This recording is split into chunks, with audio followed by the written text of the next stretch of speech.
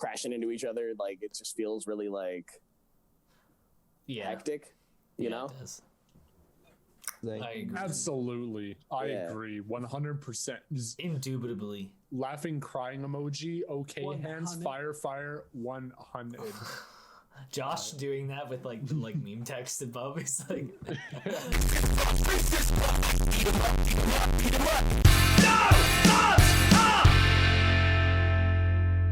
Hello and welcome to episode 13 of the No Thumbs Up podcast, where down is up and thumbs are down. It's the unlucky episode. Oh, why didn't we skip 13, idiot? Yeah. Yeah, Joel. This is episode. Sorry. Is this not a hotel? Gotta skip the 13th floor. Hello and welcome to episode 14 of the No Thumbs Up podcast, where down is up and thumbs are down. On today's episode, we're going to be taking a look at Arrival 2016. But first, let me introduce some beautiful people. Duncan Daynuts.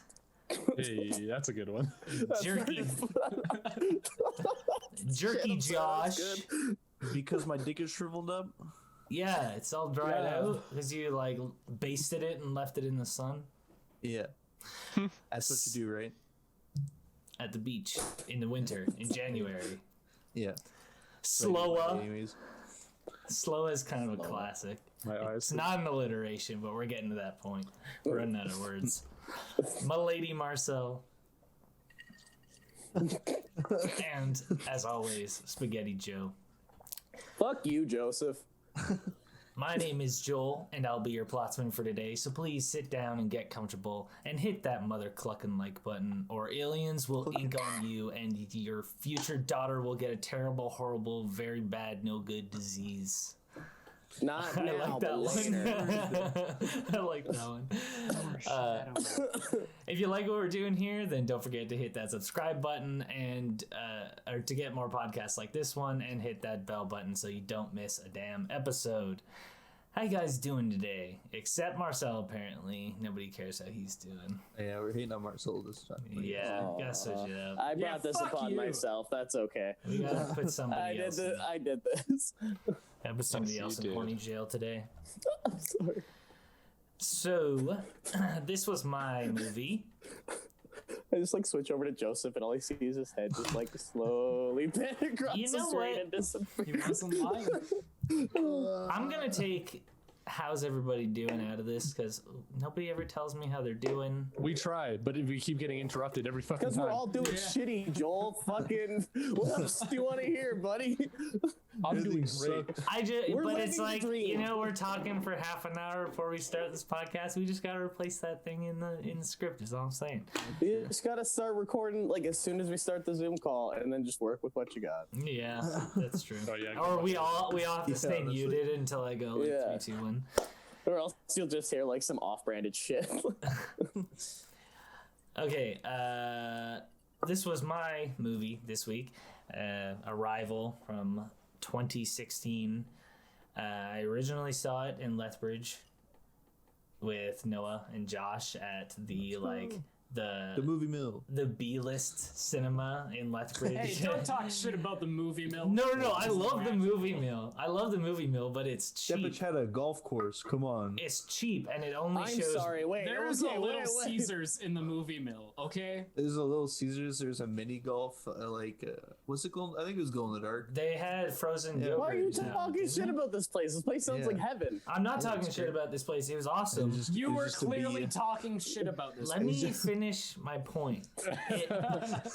It didn't show new movies. It only showed movies that left other movie theaters already. That sounds even better. No, I always miss them when they first come out. So like, this is heaven. And it was like half the price. It was dope. It was pretty cheap. Yeah. Best date night around, $6 to go to a movie. You get Little Caesar. You spend if she's nice enough, you spend the extra $5 and get her the like half size like pepperoni. You know, $1 pizza. You ready? This is what I would have paid at the regular movie theater anyway. Here you go. Yeah, you get her Little Caesars. That pizza won't be the only thing hot and ready. Well, what else would be, Marcel? Tell me about that.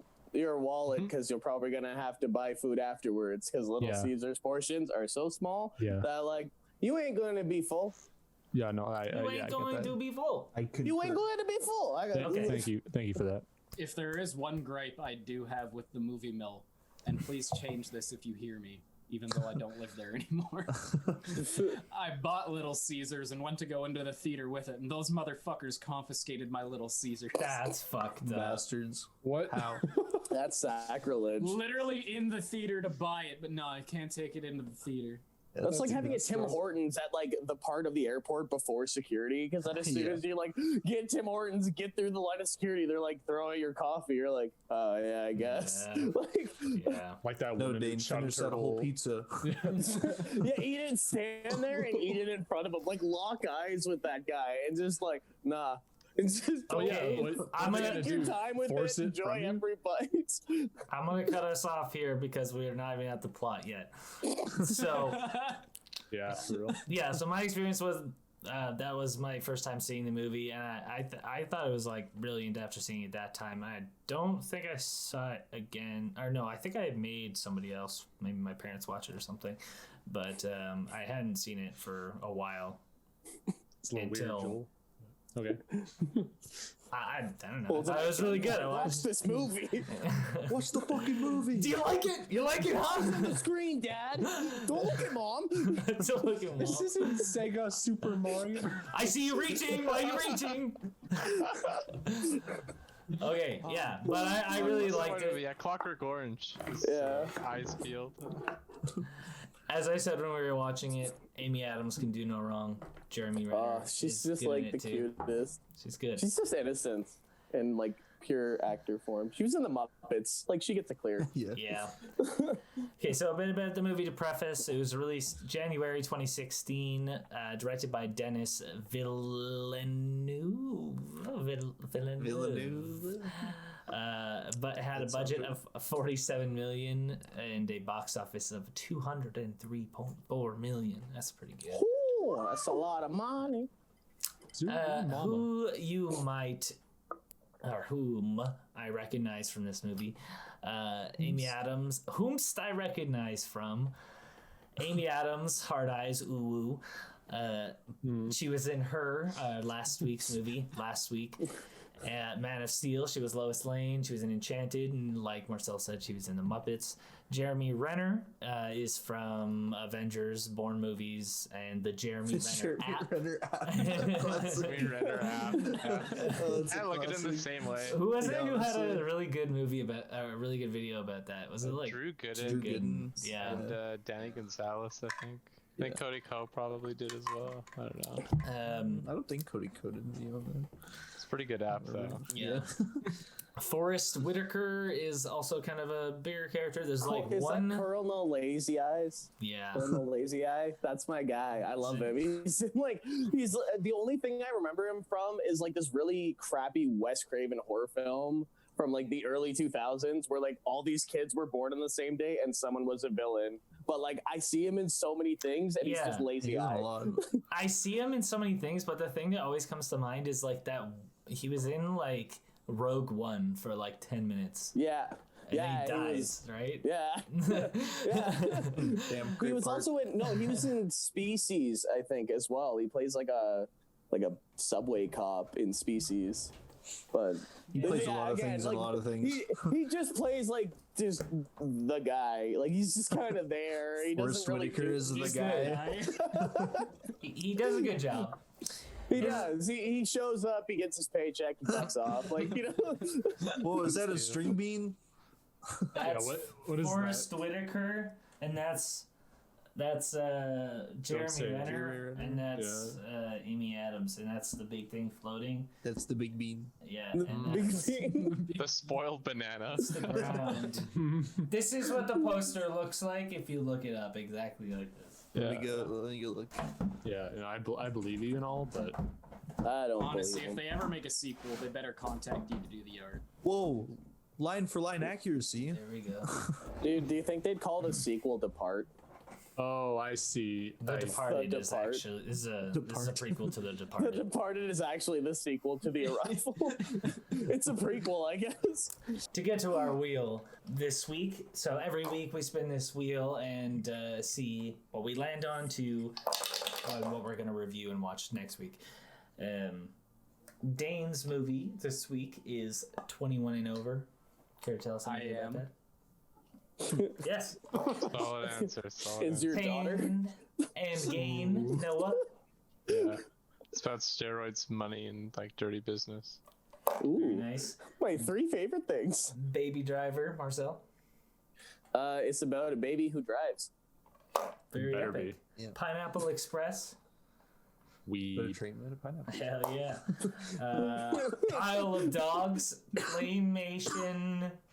What's it about, Joel? oh yeah. Zzz. Wait, Wouldn't is have it to be on an claymation? Isle of Dogs, Yeah, it's would it? claymation. Oh, that's weird. Okay, anyway. The Dark Crystal. It's a puppet movie, and it's really weird. It's basically the It's like the Muppets, but it gives you nightmares. Yeah. Literally. So at the end of the Dark episode, Muppets. we will come back Instead and of Rainbow Connections, it's just a really dark, depressing plot. at the end of the episode, we will come back and spin this wheel and see what we'll be reviewing next week. So, without any further ado, I believe that takes everything off of the housekeeping section. We will get into the plot. Oh, plot. Plot. Blocky plot. So Fucking plot. we open Blocky slut. on a black screen. It says, Interesting. I used to think this was the beginning of your story. We're so bound by time, by its order, and that ends up being like a big thing, but you don't really get that at the time, obviously. Fucking spoiler alert. Jesus, we just Well, started, Joel. You're not watching this video if you haven't seen the movie. Maybe they just want to watch it and hear us talk about it throughout watching the movie. And maybe they do, but I'm still teasing. There's pics of her, like, it's like going through sections of like her and her daughter, like just kind of hanging out, doing different stuff. They're playing like cowboys and I got the tickle guns. I'm gonna get you. yeah, I'm gonna get you. And saying, "Oh, I love you," and just good old happy time. There's a song, a really nice song playing in the background here, which I'll just bring up now because it bookends the movie. It starts and at like right here and then at the end. And I guess it prevented this movie from being like nominated from an Academy Award because like it was a previously used song and it's like the only thing that prevented them, like, because the rest of it is like a score made specifically for the movie, but this was like something they got from somewhere else, so they couldn't be nominated for a bunch of awards just because of that. It's a no. Actually, low-key, the score in this film, I'm gonna be real, it actually like pretty gave good. me chills. The sound design of the Massive fear of aliens, and that score did its job. Like the it did. yeah. Isn't that just every movie though? Like, do y'all notice in movies James where it's just Cameron. Whoa, Yeah. Noah's in the alien dimension. What? with his vape? But no, there's like in every movie, there's always that like that ambient, like Yeah. It's that every dark movie noise. trailer. Like you'll see like Godzilla swimming in the water and be like. But like, yeah, Like it was King like Kong. it was a mix between, I feel like, the sound Joe is talking about and like a whale. Yeah. Yeah. Well, they definitely made different sounds. That's Yeah. It was definitely alien though. Like it definitely. I mean, I don't mean like it was, like, but like I mean like it fit with like the vibe It's of the just film. that They did a really good job. stereotypical alien sound. Yeah, it was kind of sick. So we fade to black, and she says, "But now I'm not so sure. I believe in beginnings and endings anymore." And like, I was watching this with like Joe for the first time, and it's funny how like going through your first time in the movie, that seems like such a throwaway line. Yeah. Yeah, here first time's a throwaway. Am I right, boys? Says there are big days that define your life, and we see her walking through a university. She's walking to her classroom, and we learn that she is a professor there.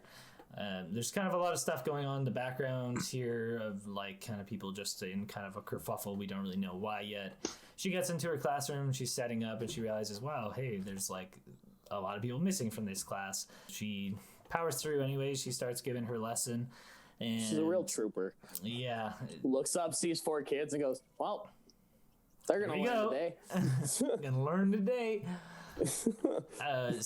Man, attendance that day must have just been well, I guess if she knew which students it were, but like in college, you don't really know like your students by like faces, you know, like because like there's a lot of students. Like, well, I guess yeah, but like those classrooms had like at least like 100 kids, right? Yeah. So like, you know, she looked up, and I doubt she knew any of their names. So that must have been like the most awkward like attendance ever. Like looking up, They don't take attendance. just looking down at a list. Yeah, of they like don't take 100 kids. take attendance in No, college. I Nobody didn't gives a even been shit. to college. Never mind.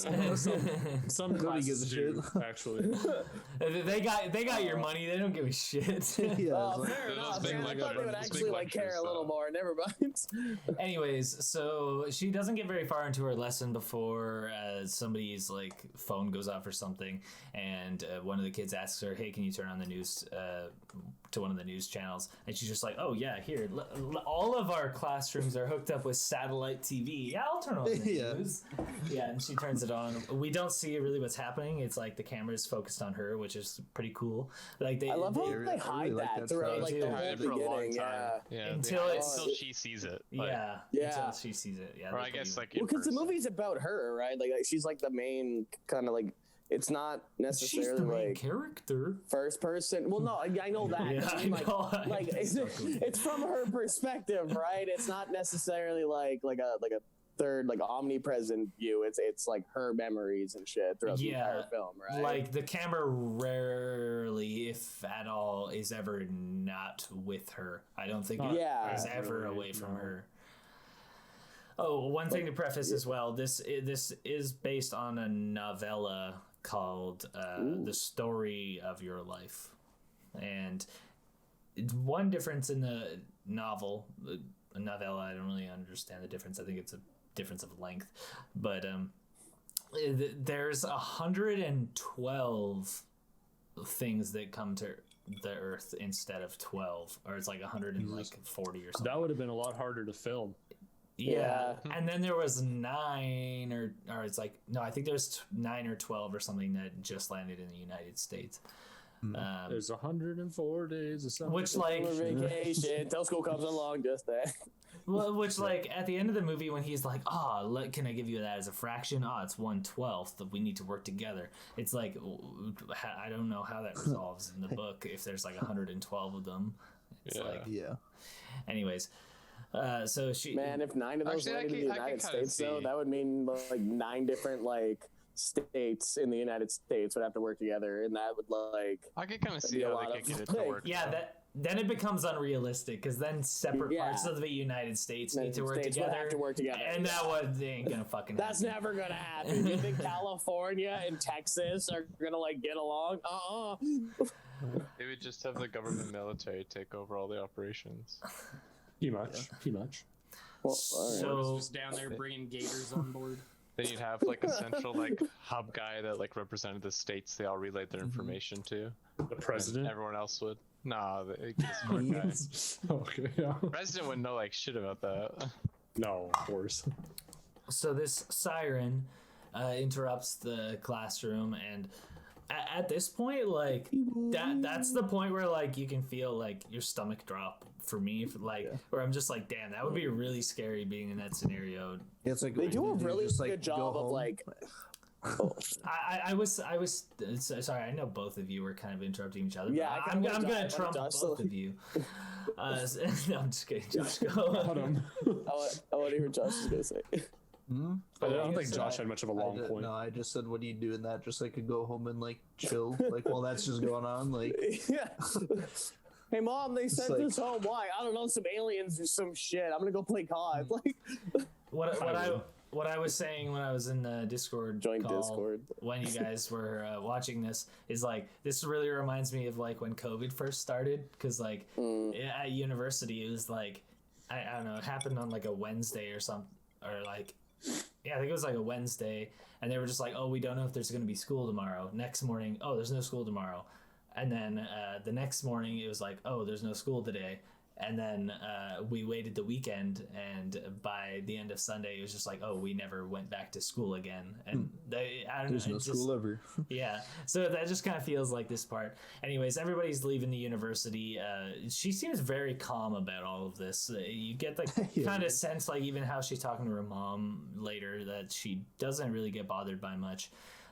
But you can see people are kind of in disarray. There's like security guards on campus. There's like one car that hits another car when it's backing out. You hear on the radio as she's heading to her house, the first or the last thing that it says before she turns off the radio is something along the lines of, if this is a peaceful message, why would they send 12? Which is very amplified when you're like, if this is a peaceful message, why would they send 140? But anyways, she goes inside and you hear her talking to her mom on the phone. She's saying, oh yeah, you know me, I'm not really bothered, blah, blah, blah. Just calm down. Don't listen to these news sources. Hangs up. They describe these rocks in the air, but they don't show them at this point. They say that they're like 1,500 feet tall. There's 2 in Russia. Some are above oceans. There's no obvious distribution pattern about them. Chucks his bottle of vodka at it. We see footage of these giant black stones in the sky, just like from her watching the news. So yeah, now that you say it, it's like really we don't see anything she doesn't see. Yeah, like I kind of get what you were trying to say before. It's like everything really is her perspective. Yeah, I was trying to explain that, but I was like, that's a hard thing to explain.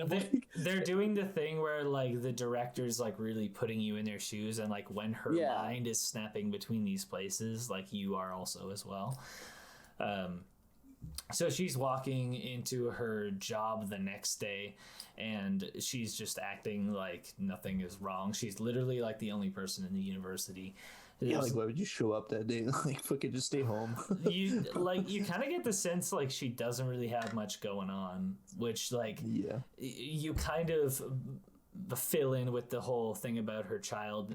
I didn't even say the thing about her child in the beginning. No, the child dies. I was gonna call you on that. Yeah, like her kid dies of cancer. Like you kind of skipped over. It's not of cancer. But I was like, I'm sitting here now. I'm a wee bit schmiz, so I'm like, I don't know if he said it or not. I might have just blanked out. But like, no, her kid dies of cancer during like all the flat, like in the beginning when like she sees her kid growing up. So it seems like she's very like. She has nothing to do with her day because, like, fuck it, my kid's dead. I'm just gonna go to work. Well, it's not dead yet, is it? Yeah. No. It's not dead yet, like, but that's how they get you to fill in just like her being the like, oh, viewing, why would like. Yeah, it's like why would she just go into class, and then you just get the sense that she's kind of just this is all she depressed. has. Yeah. Like this was the first time I saw this was like today. I haven't seen it like when it came out or anything, but that's like exactly like how I was watching it. I'm like, oh, her kid died of cancer, so like she's got shit all to do today. She's like, fuck it, I'm just gonna go to work. That's why she like seemed so depressed. But then by the end of the movie, I'm like, hey, why was she so depressed though? Like, is she okay? Yeah. Like, is she doing good? What were you gonna say, Dayne? Like, I was just saying that she was sad and drinking wine at home. I had nowhere to go. Oh. yeah, like she seems like a depressed person. I don't know, like. So she gets into her job. None of her students have even showed up, so she just kind of goes to her office. She's just chilling there watching the news, and then we see Forrest Whitaker's character, whose name is Colonel Weber. Sander. Oh. And Weber is saying, hey, like, how's it going? I don't know if they've met before, but we learned that Amy Adams' character, whose name is Louise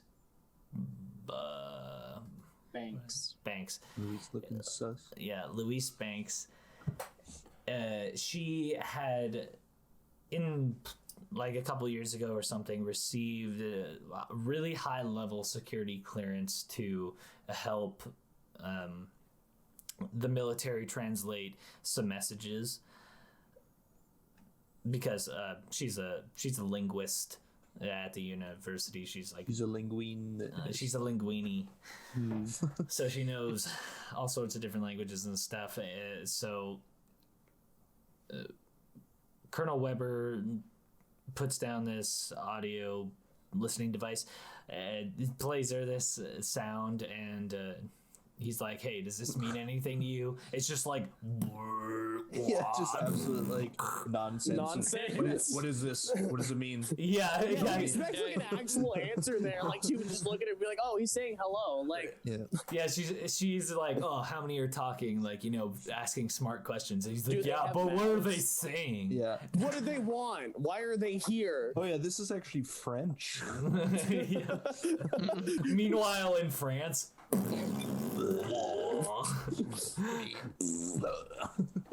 I find this offensive.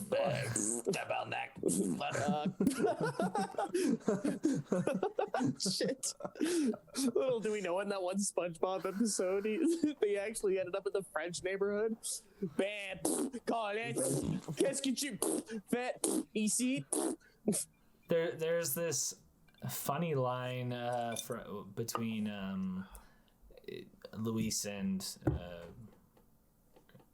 Colonel Weber. She's like, he says to her, "You made quick work of those insurgent videos," and she's like, "Oh, you made quick work of those insurgents." Shit. But yeah, so basically, he just wants her to translate this stuff. She can't really do it just offhand. Obviously, she doesn't just know alien. She's like, all right. He mentions at some point, he's like, well, you had this clearance, so that's why I showed up here instead of going to this place. And Luis knows the guy who she's kind of referencing, like at the other university, the other linguist, and she's kind of like, yeah, I wouldn't go to him. Ask him what this means. She says that later, but or no, you're right. No, she does say that now. She asks, as Colonel Weber's leaving, she says, "Oh, ask him the." Oh, do I have it here? I It's didn't like even. the something meaning. You mentioned. This. Yeah, it's at Berkeley. It's like the school. direct translation. It's like the Sanskrit word for war in its translation. Sans Yeah. the skeleton. Sands. Sanzik? Translate megalovania. At home, Came she's back and he said, dun, dun, dun, dun, dun. at home, she's sleeping, having more dreams of her daughter, and this just helicopter shows up and just, you'd imagine, wakes everybody up. But she kind of does have just like this perfect house on like the side of the lake that's really nice. Yeah. So maybe she doesn't have a whole lot of neighbors.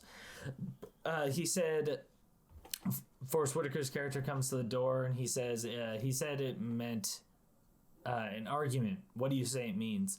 And she says, a desire for more cows. Cows. And he's like, all right, so we take off in 3 minutes. Get your shit, we're leaving. Yeah, she's like, get your shit ready. She's like, oh yeah, okay, I'll be ready in 20 minutes. She's like, nah, we leave in 10. I'm like, dude, you literally flew all the way there.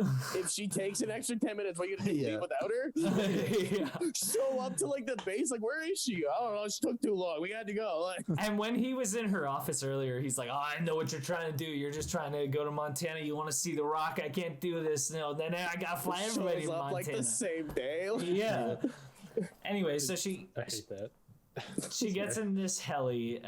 They fly out to this area, and Jeremy Renner's character, whose name is Ian. Ian Donnelly, Ian. is in there. She can't hear him. She puts their headphones on in the helicopter, and he says, language is the first weapon drawn conflict, and he's citing something from her book. I really like And- the sound in this scene when they like put their headphones on. Yeah. That's my thumbs up moment, because I like had my headphones in and it was just like blasted. I like almost like took my headphones off. I was like, damn, bro, this like helicopter's like loud as fuck. And then they like put the headphones on and they like quieted off. I was like, that's nice. Yeah, it was cool. I like how you could hear her say thanks kind of like through the helicopter noise before she put them on. Really muffled.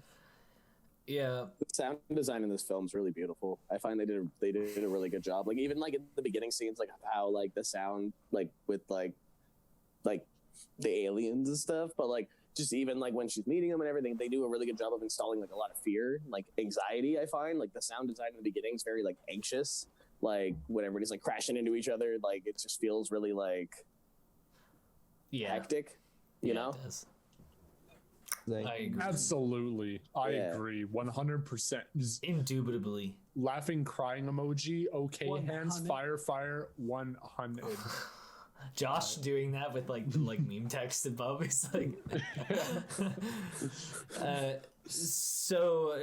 Luisa's response to her him quoting her thing is dazzle him with the basics, and he's like, yeah, it's great even if it's wrong. And she's like, what? And he's like, the base of all what is it? It's like human life or something isn't language, it's science. I'm a scientist. You're a linguist. They are kind of button heads here a little bit, but they're still kind of playful. Ian's saying, "Oh, I want to see if they know binary and do all this stuff," and she's like, "Maybe we should just talk to them before we throw math questions at them." As they're heading towards this area, it's held on her face for a really long time, like as she's reacting to seeing the stone for the first time, and you're even when we were watching it, Noah was just like, show us. So it's like they just held on it for a really long time, which I liked. But that you finally see it, and it's just this big kind of like curved stone. It looks exactly like that, and exactly. Exactly. floating Exactly. just Like a bean. above this big field that has like a military base there, and the military base just looks like really, really tiny. It is pretty small, but it looks very small compared to this giant stone floating there. It kind of reminds me, the first time I saw it, the first thing that comes to mind is like the monoliths from 2001: A Space Odyssey. When they land, it looks like they're taking some sort of like body bag out, and they're like just kind of getting like acquainted in the place. They're getting like name tags and getting drawn to all these places. They have to go see the doctor at one point, and Amy Adams' character asks, hey, what was up with that body leaving? They're just like, oh, some people can't handle like what's going on here. And later on, Forrest Whitaker's character says something about, oh, you're better than the last guy. So I get that that's the last guy is what I'm thinking.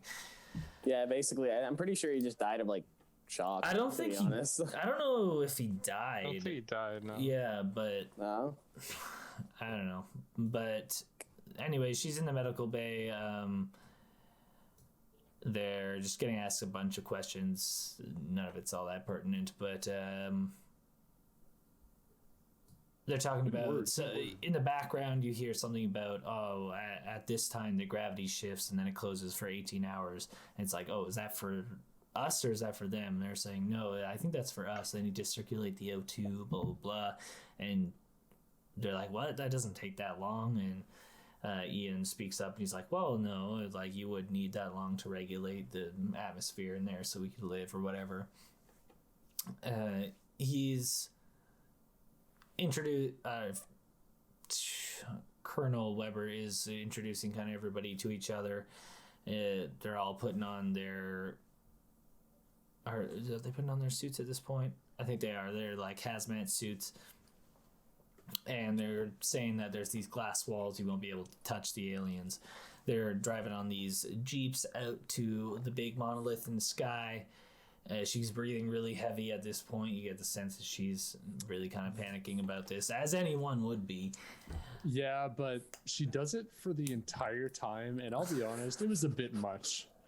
Yeah. I wasn't a huge fan of her just consistent heavy breathing. Where, like, at the end of the movie, the sense I get, and this is me filling in, like, a whole bunch, but I think it's to kind of just emphasize that, like, from this point forward, her mind just becomes, like, totally different, right? Because they talk about... actually, no, I won't get into it until we learn more in the plot. Of course. Yeah. Good choice.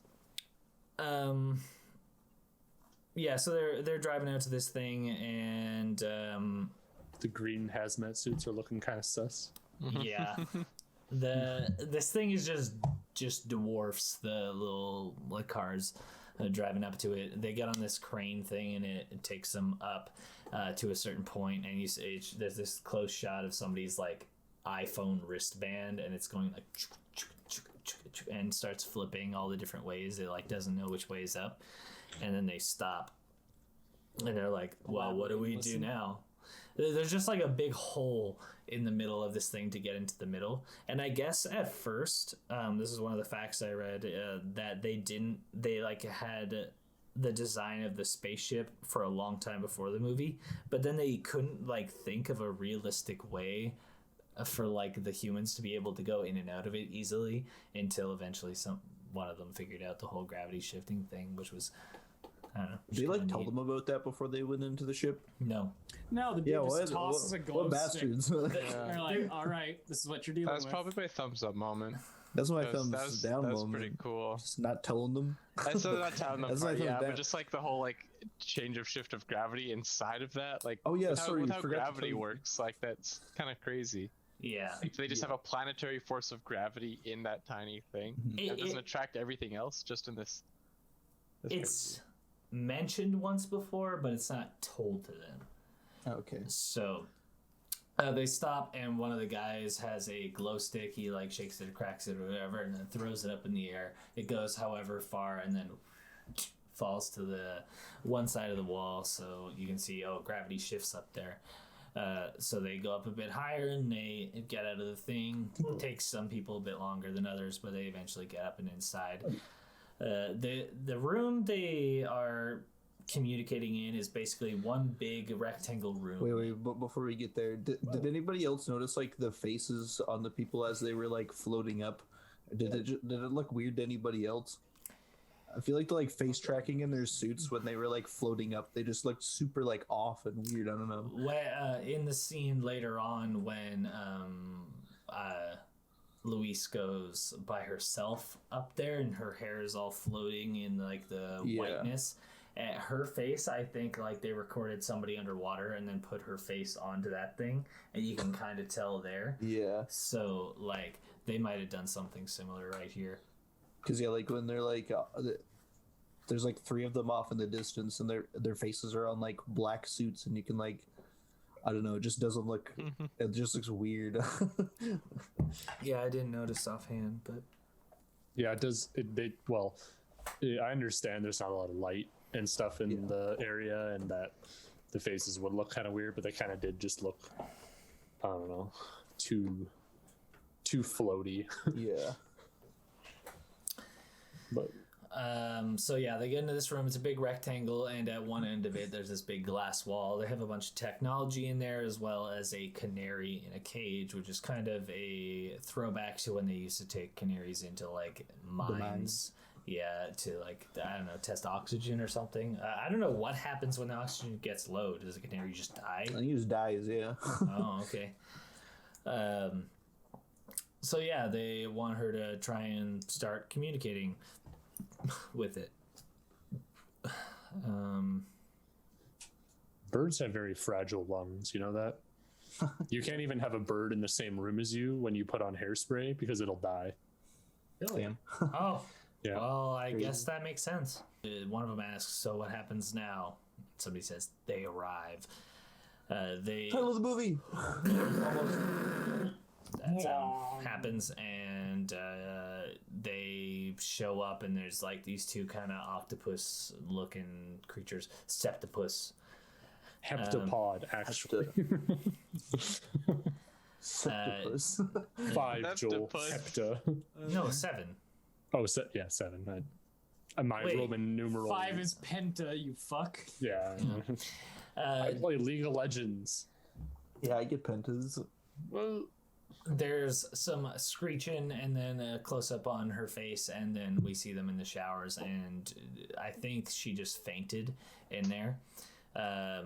Ian's throwing up, and she asks, "Am I fired?" And Colonel Weber says, "Nah, well, you did better than the last guy." They're analyzing what they heard in there, and we see in the background there's the army guy that we earlier saw leading them in, and he's kind of watching the news, just watching the world descend into madness as everybody's getting really freaked out by these things up in the air. We slowly through this movie just watch the world like just go deeper and deeper into crisis, even though nothing is actually happening. Like they landed there, and then people just get more and more scared of it, and like what's gonna Aliens happen. exist. Let's go loot, everyone. Yeah, pretty much. Free stuff. That's if that ain't To be just fair, like it's not far off US. from how it would actually No. happen. Like, Yeah, no. people rioted over a fucking hockey game, for Christ's sakes. Like, Yeah. what do we expect? oh no, the guy I wanted didn't get elected. Let's just go start looting stores, I guess. The people. It's a little too close to home, I think. Yeah. I'm reading my thing here. A lot of people are saying it's like a religious thing because of the whole number 12 and the 12 apostles and blah blah blah. When they Follow the play sheep.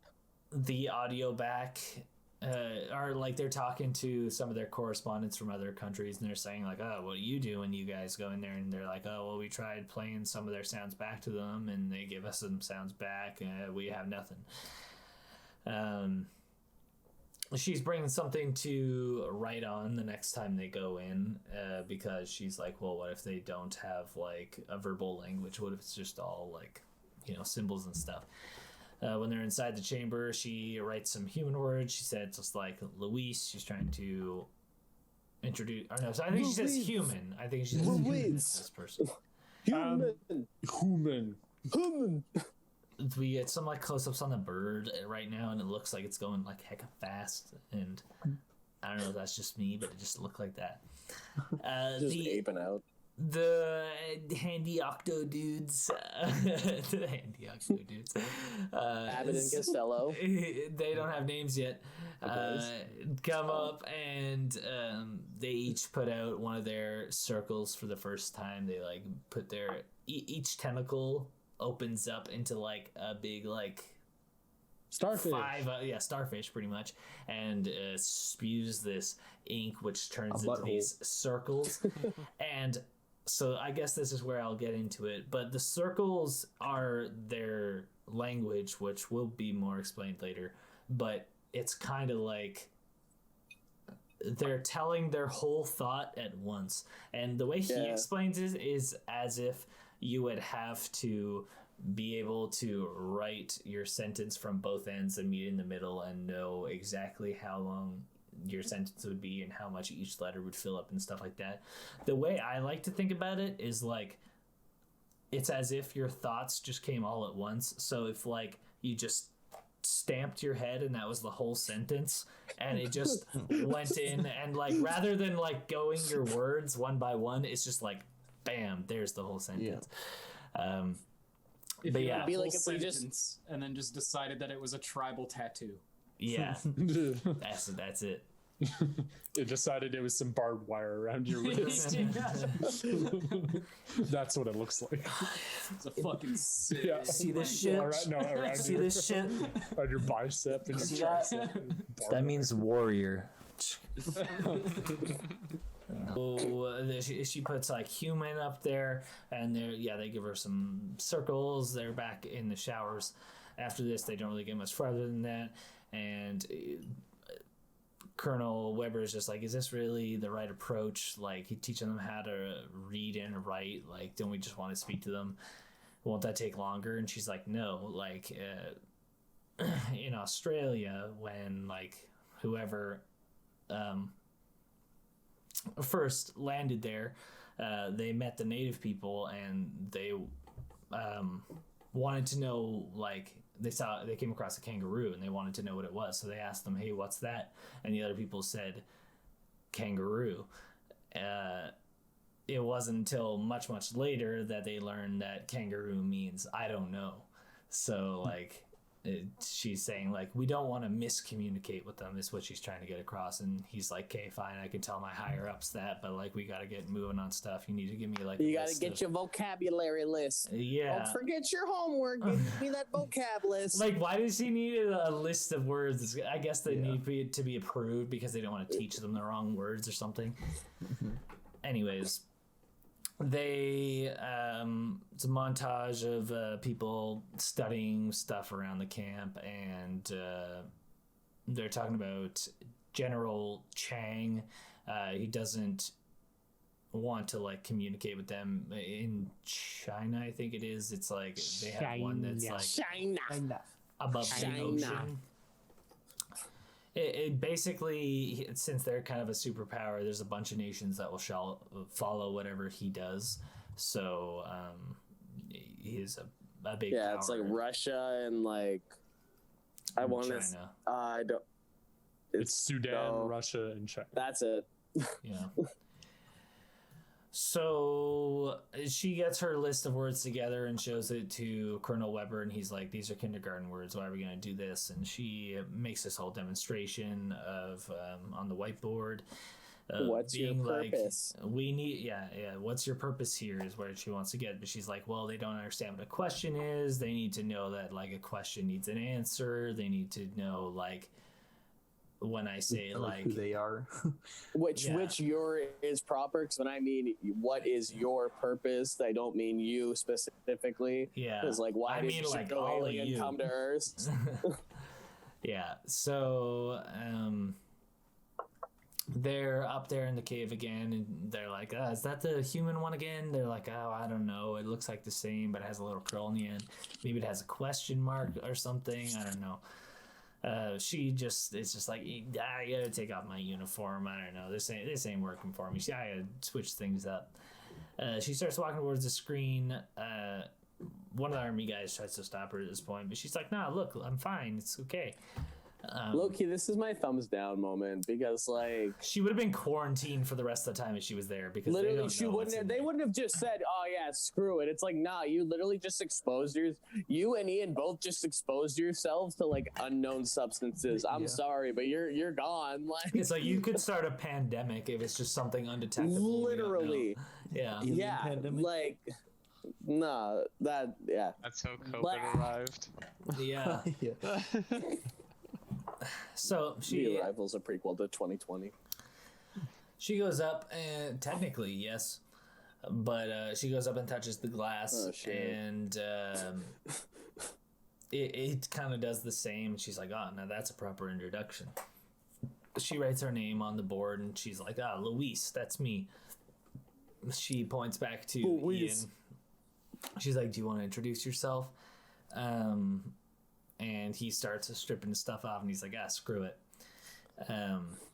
Which again, like, yeah, I didn't have a thumbs down moment. Off a bridge, would you? I didn't have a thumbs down moment, but I'm agreeing with you that this is mine.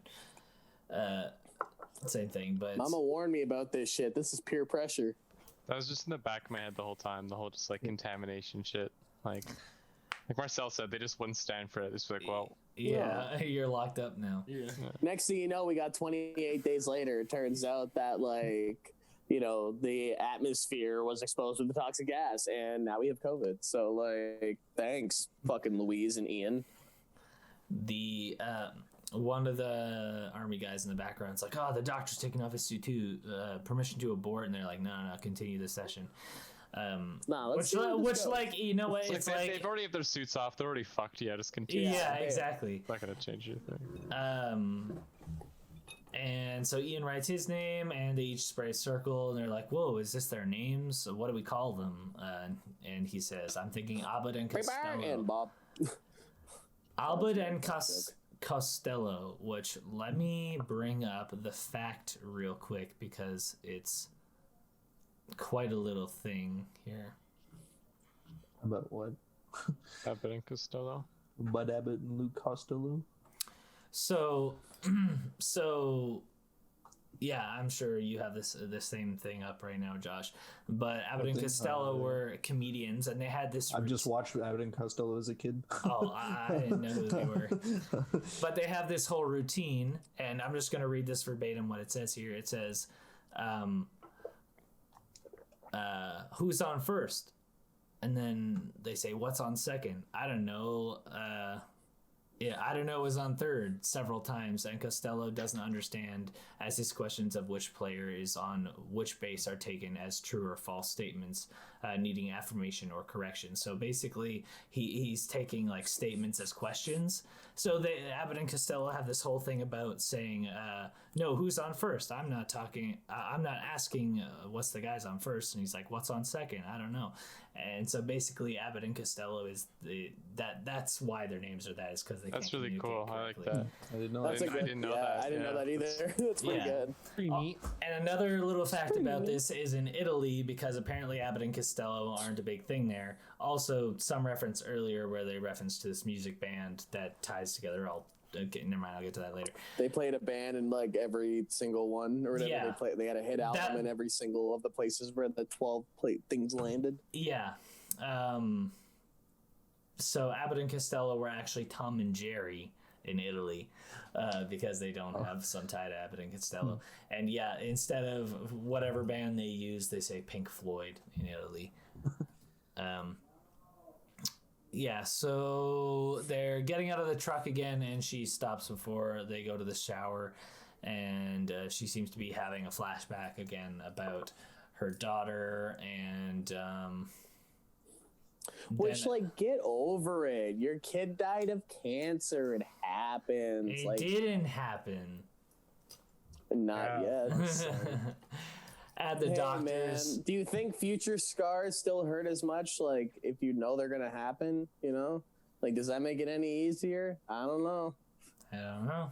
That's a philosophical question. No fucking ass. That was a lot deeper than I thought it was gonna be. But like, At the doctor's. I mean, like, I feel like the pain would still hurt, though. Like, I mean, that's like- that's kind of the question of this movie. Is it's kind of saying that, like, I mean, even Einstein is quoted saying, like, oh shit, I can't remember his quote, but it's like basically that time being sequential is all just a very persistent illusion, and she's learning to experience time just basically all as a big splat, rather like all at once, rather than this happens, then this happens, then this happens. So because even though she hasn't learned the language yet, her future self has learned the language, and her future self experiences time all at once, including the time that is right now. where she is, so like technically all the things that she's seeing, she's still gonna feel that pain of losing her child, but like she knows it needs to. We'll get to that at the end. So Yeah, I got some shit to say when we get there.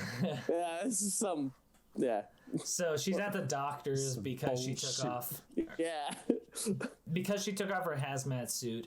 The doctor is giving her all this tests, and she's like, he says, "Oh, how do you feel?" And she says, "Overworked." I'll give you another boost anyway. answer. I'll give you another thing that might make you feel dizzy, nauseous, headaches. Yeah. Joe said he Eyes just exploding. some SARMs. Except the SARMs. Little SARS boost. Little test boost. We get a shot right here of the soldier on like the phone with his wife, and he's like, "It's fine, it's gonna be okay," and she's like, Yeah, "Please, bitch, I'm I'm scared, come home." And he's like, "It's okay." I didn't realize that was foreshadowing. Yeah. I thought he was talking about just the current situation. Shit. Oh shit. No, that guy also, as soon as like they're being let in, I can't remember even what he says. It's something very like douchey. Yeah, it's kind of normal, but it's like the way he says it. Sus. I don't know, bro. Yeah, and then he ends up being sus. He ends up being sus. He ends up being an imposter. He was an imposter, yeah. To be fair, he just ended up being a typical American. I don't know if I could say that, but he ended up being like, you know, cowboy. Yeah, like, We took a very military Captain approach. Yeehaw. Cowboy don't need no. Not even military, no because he didn't lippy follow fuck. orders. He took. They went AWOL. That's why, like, we'll get to it when we get to it. So she's marking the different parts of the circles and trying to distinguish different elements from different elements, and she's having more flashback moments with her daughter, and they kind of.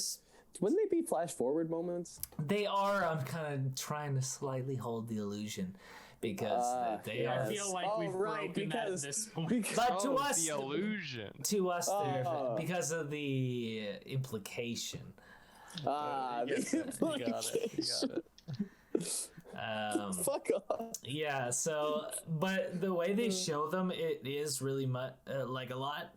Kind of like how they are in Her, where it's like they are happening or in the present. It's just like bang, this is happening, and then back, and They keep popping. Yeah, they back and kind of forth. hate you with it because when she goes into like I remember watching it when she goes into those like flashback states or whatever. Like I felt like I don't know, it was like kind of like you get just like this anxiety feeling because like you're kind of like.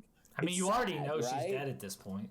Yeah, right. so like you just like feel for her, right? Like it's just like it's like getting like a flashback of a random like sad memory you have with yourself. Like they do a really good job of just like splicing that into the film to the point where like I didn't think they overdid it. I guess like they did a really good job just like basically coming out of left field, being like her daughter's dead, and then just like going back to like the cool alien shit, you know? And that was such a fucking like cold open, by the way. Just like, oh, I happy bawled family. 5 minutes in. Like I was crying. Finger guns, boom, daughter dead. so that happened in the first like 5 minutes. I thought, I was like, what can they? That was add on to originally going this? to be my thumbs down moment, but then I was like, I can't just like give a thumbs down because I'm a pussy. That's just that's not fair.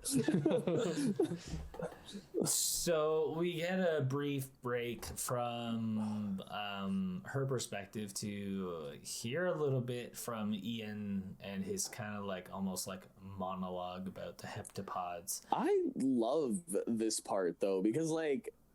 It's almost like his paper he was writing to somebody else. Yeah, it's almost like therapeutic. His voice is just really calming throughout this, and it like I just found it was like relaxing almost. That's why I made nap.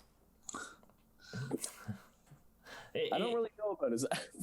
It's just like showing all these like very nice shots of nature at this point too. So. But yeah, It felt like a nature documentary. I think that's why I felt like very relaxed watching it because I was just like, I like his voice. I like that scenery. Petition for Jeremy Renner to make the next Planet Earth. Yeah. I would sign it. I would dead ass sign that. It's got to be David Attenborough. David Attenborough only. Hey, he's getting old though. Who's gonna replace him? They already did one with Cucumber Patch, didn't they? Because he couldn't say penguin. You guys remember that? Kept saying penguin. Penguin. Okay. Penguin. That's gonna be the name of my next animal. Penguin. Ian's saying here's some things that we don't know about the heptapods, and then he explains the name heptapods means like It's a Greek seven word. in Means 7 Greek. feet. Yeah, and they have 7 feet, so that's what they're called. He says their composition is unknown. If they can communicate with one another, like can we detect it? I don't know. Are they scientists? Are they tourists? If they are scientists, they don't ask a lot of questions. Why did they park in the different places that they did? What's the most? Or like he says, the most plausible theory at this point is like the places with least amount of lightning strikes. They don't know Or where that one band toured. They don't know the difference between what they say and what they write, or if they have any correlation at this point. Their writing communicates meaning but doesn't represent a sound, and they have these things called logograms is what they call them, the little circles. And they say that there's no forwards and no backwards, so it's almost just like a compilation of words into a circle. That just is more, pretty much. It's just like an idea.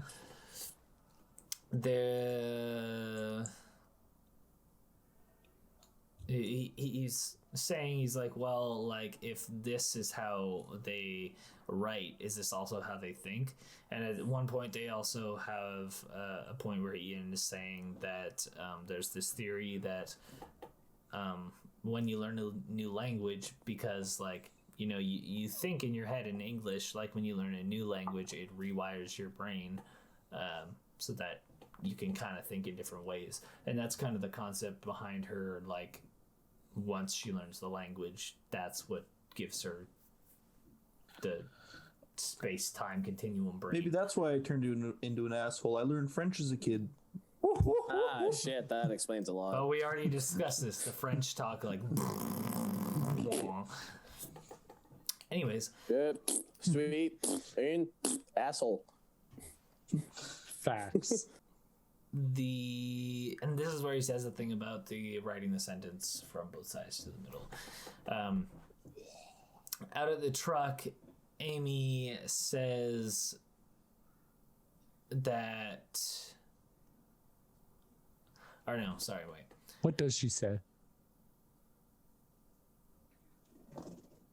Well, you want to hear verbatim what I wrote? Out Yeah. at truck, Amy says that squinty guy is looking for him, but he's hiding out there. He's not squinty. He's got a lazy eye. You insensitive fuck. But he's hiding out there? Where is he Gone without hiding?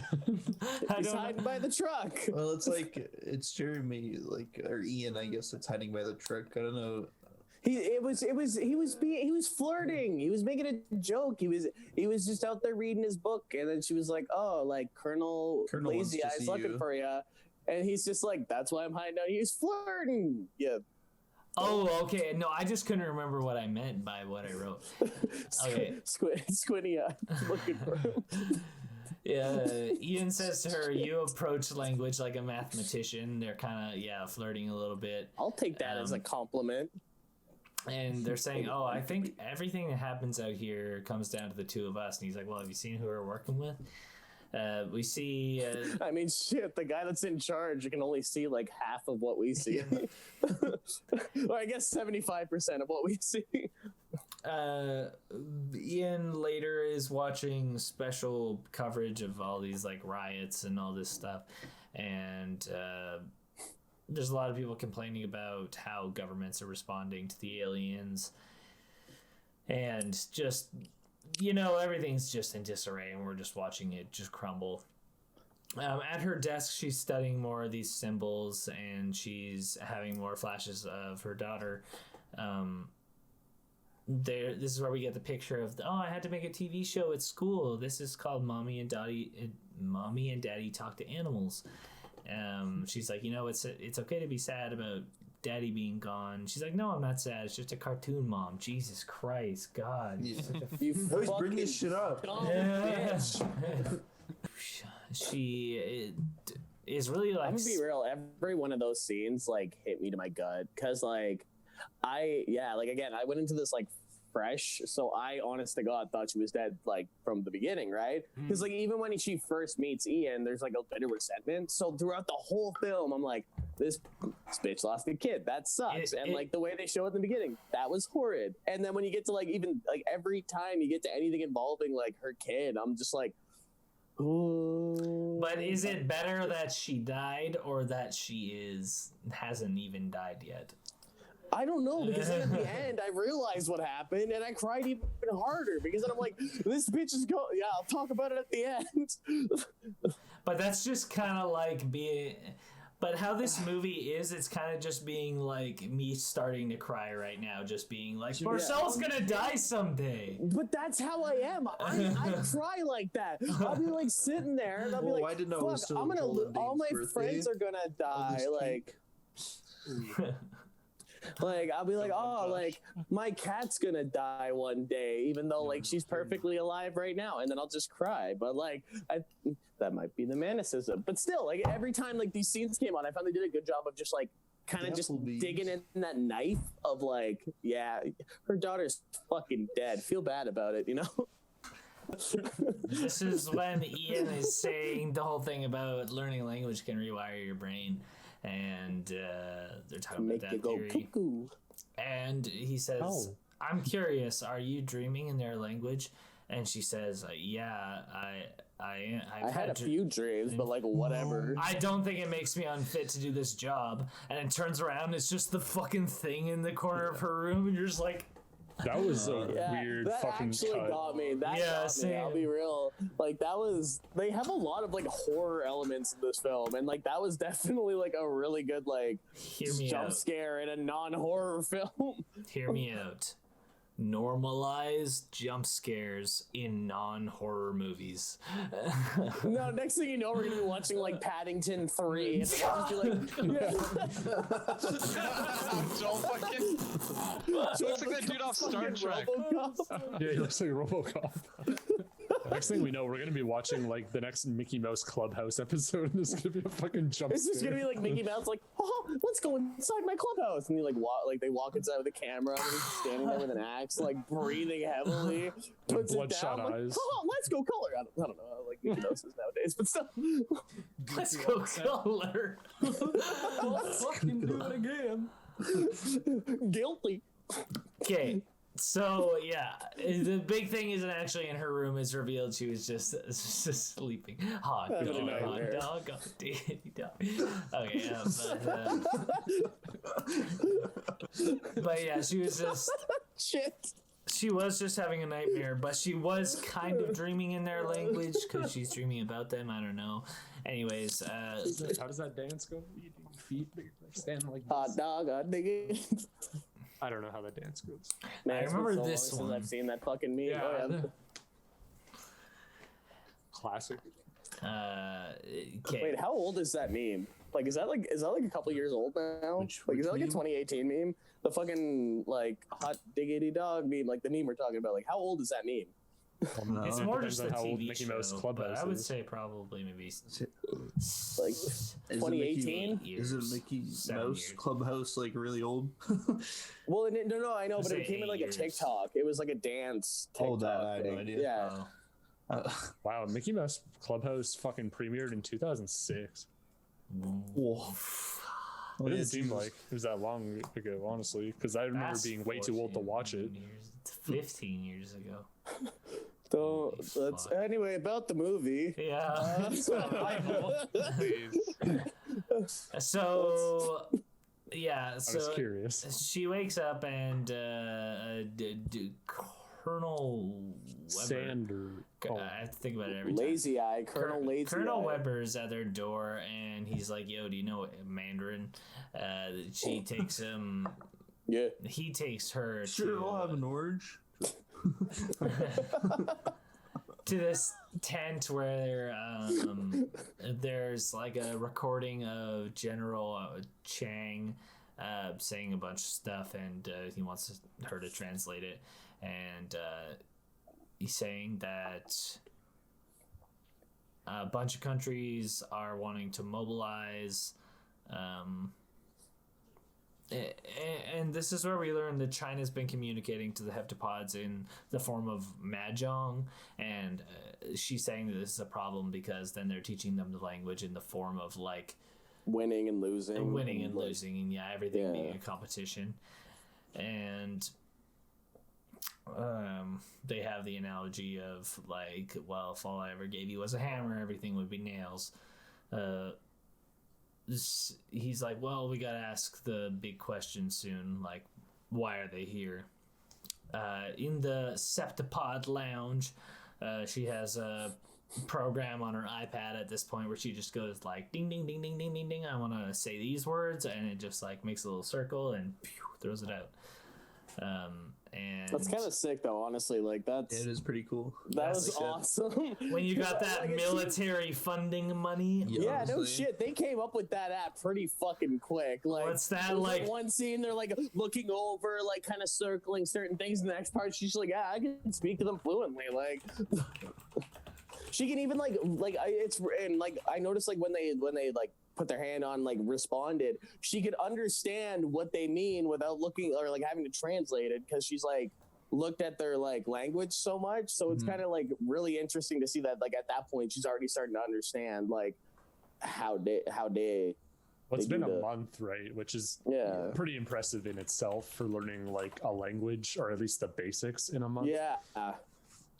She's a smart cookie. Good on her, you know. You know, I'm proud of her. She did a good job. You know, I think she deserves an A. Absolutely. Yeah. Do you think she got paid for that, like from the government, or do you think they just like See, brought her back? we were and- talking That's about what that, Noah so- was saying.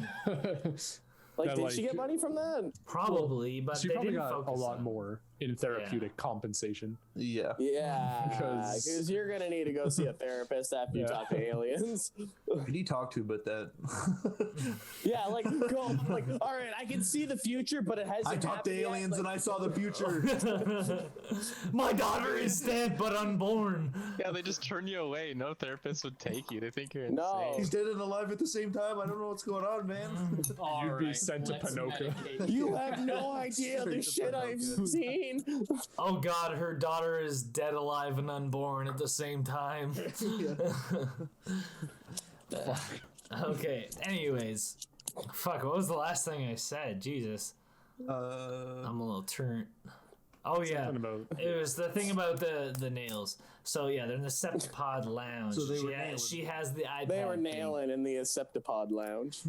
So, they're like, they're getting ready to ask the question. She has that thing on her iPad, and they're like, "Why is only Costello here?" And then Abed shows up. Apparently, process.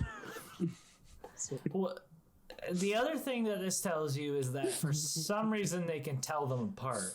They can tell Abed from Costello. Yeah, for some reason they know their own names that were given to them. No, they don't know their own names, but they like Ian and Luis know that. Oh, that yeah. one's Abed and that's Costello. Yeah, that's kind of weird, but I mean, there had to been some distinctive difference that we couldn't see in the CGI.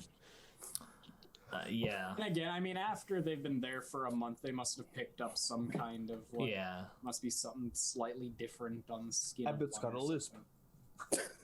Yeah. You have like a visual lisp. Like, You can It's tell just he's got a like- twitch, you know. Like, you just kind of his hands smeared. real nice and smooth, and like Abed's just like a guy with That's Parkinson's. why there was a twist on the one circle at the Yeah, end of it. It was it just wasn't a this- question. It's just this fucking shake. He just has Parkinson's. He's got the weed shakes. Oh God. He needs a hoot. That's what they're trying to say. The all whole that's all they're yeah. Give Bro, weapon. we're dry on the planet. You just got some goods. So you got the first two letters right. W-E. Need the rest. Weed. I need weed. Need humans. It's like asking your neighbor for a cup of sugar. Just like going to your neighbor planet for fucking joints. Okay. Need humans and three. They ask the question, "Why are you guys here?" And they respond with something like "offer weapon," and this really spooks everybody. And then Ian whips out his dick, and then they leave. This Okay, like immediately, like right after they talk about this, they like skip to a scene where they're like opening a chest of like M16s and pulling them out. I'm like, ah, yes, offer weapon, give fucking M16. So, like, Luis is trying to convince them that, you Is know, Is this before or after they did the whole bomb thing? before. Before. Oh, okay. This is kind of the inciting.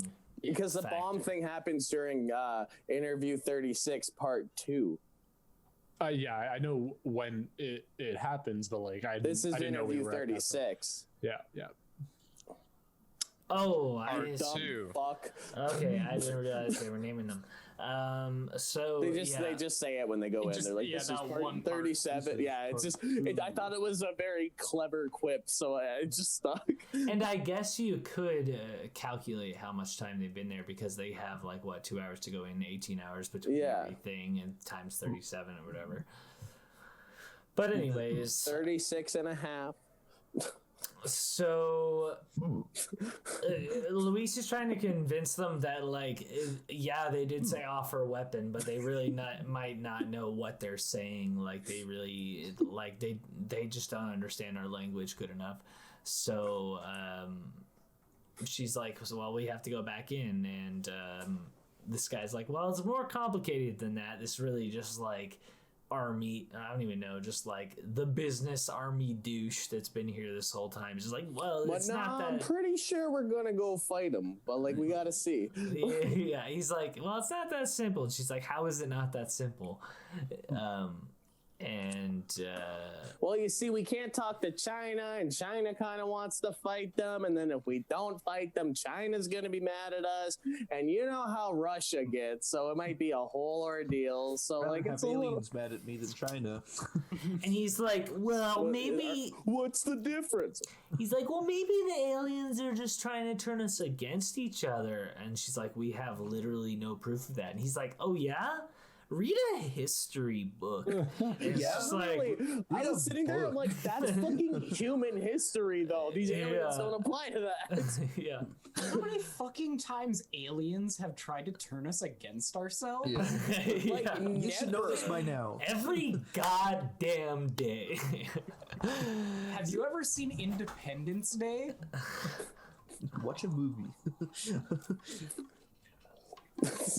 So, All right. I overmixed that drink. Oh, mama. So the sirens are ringing, and people are in disarray.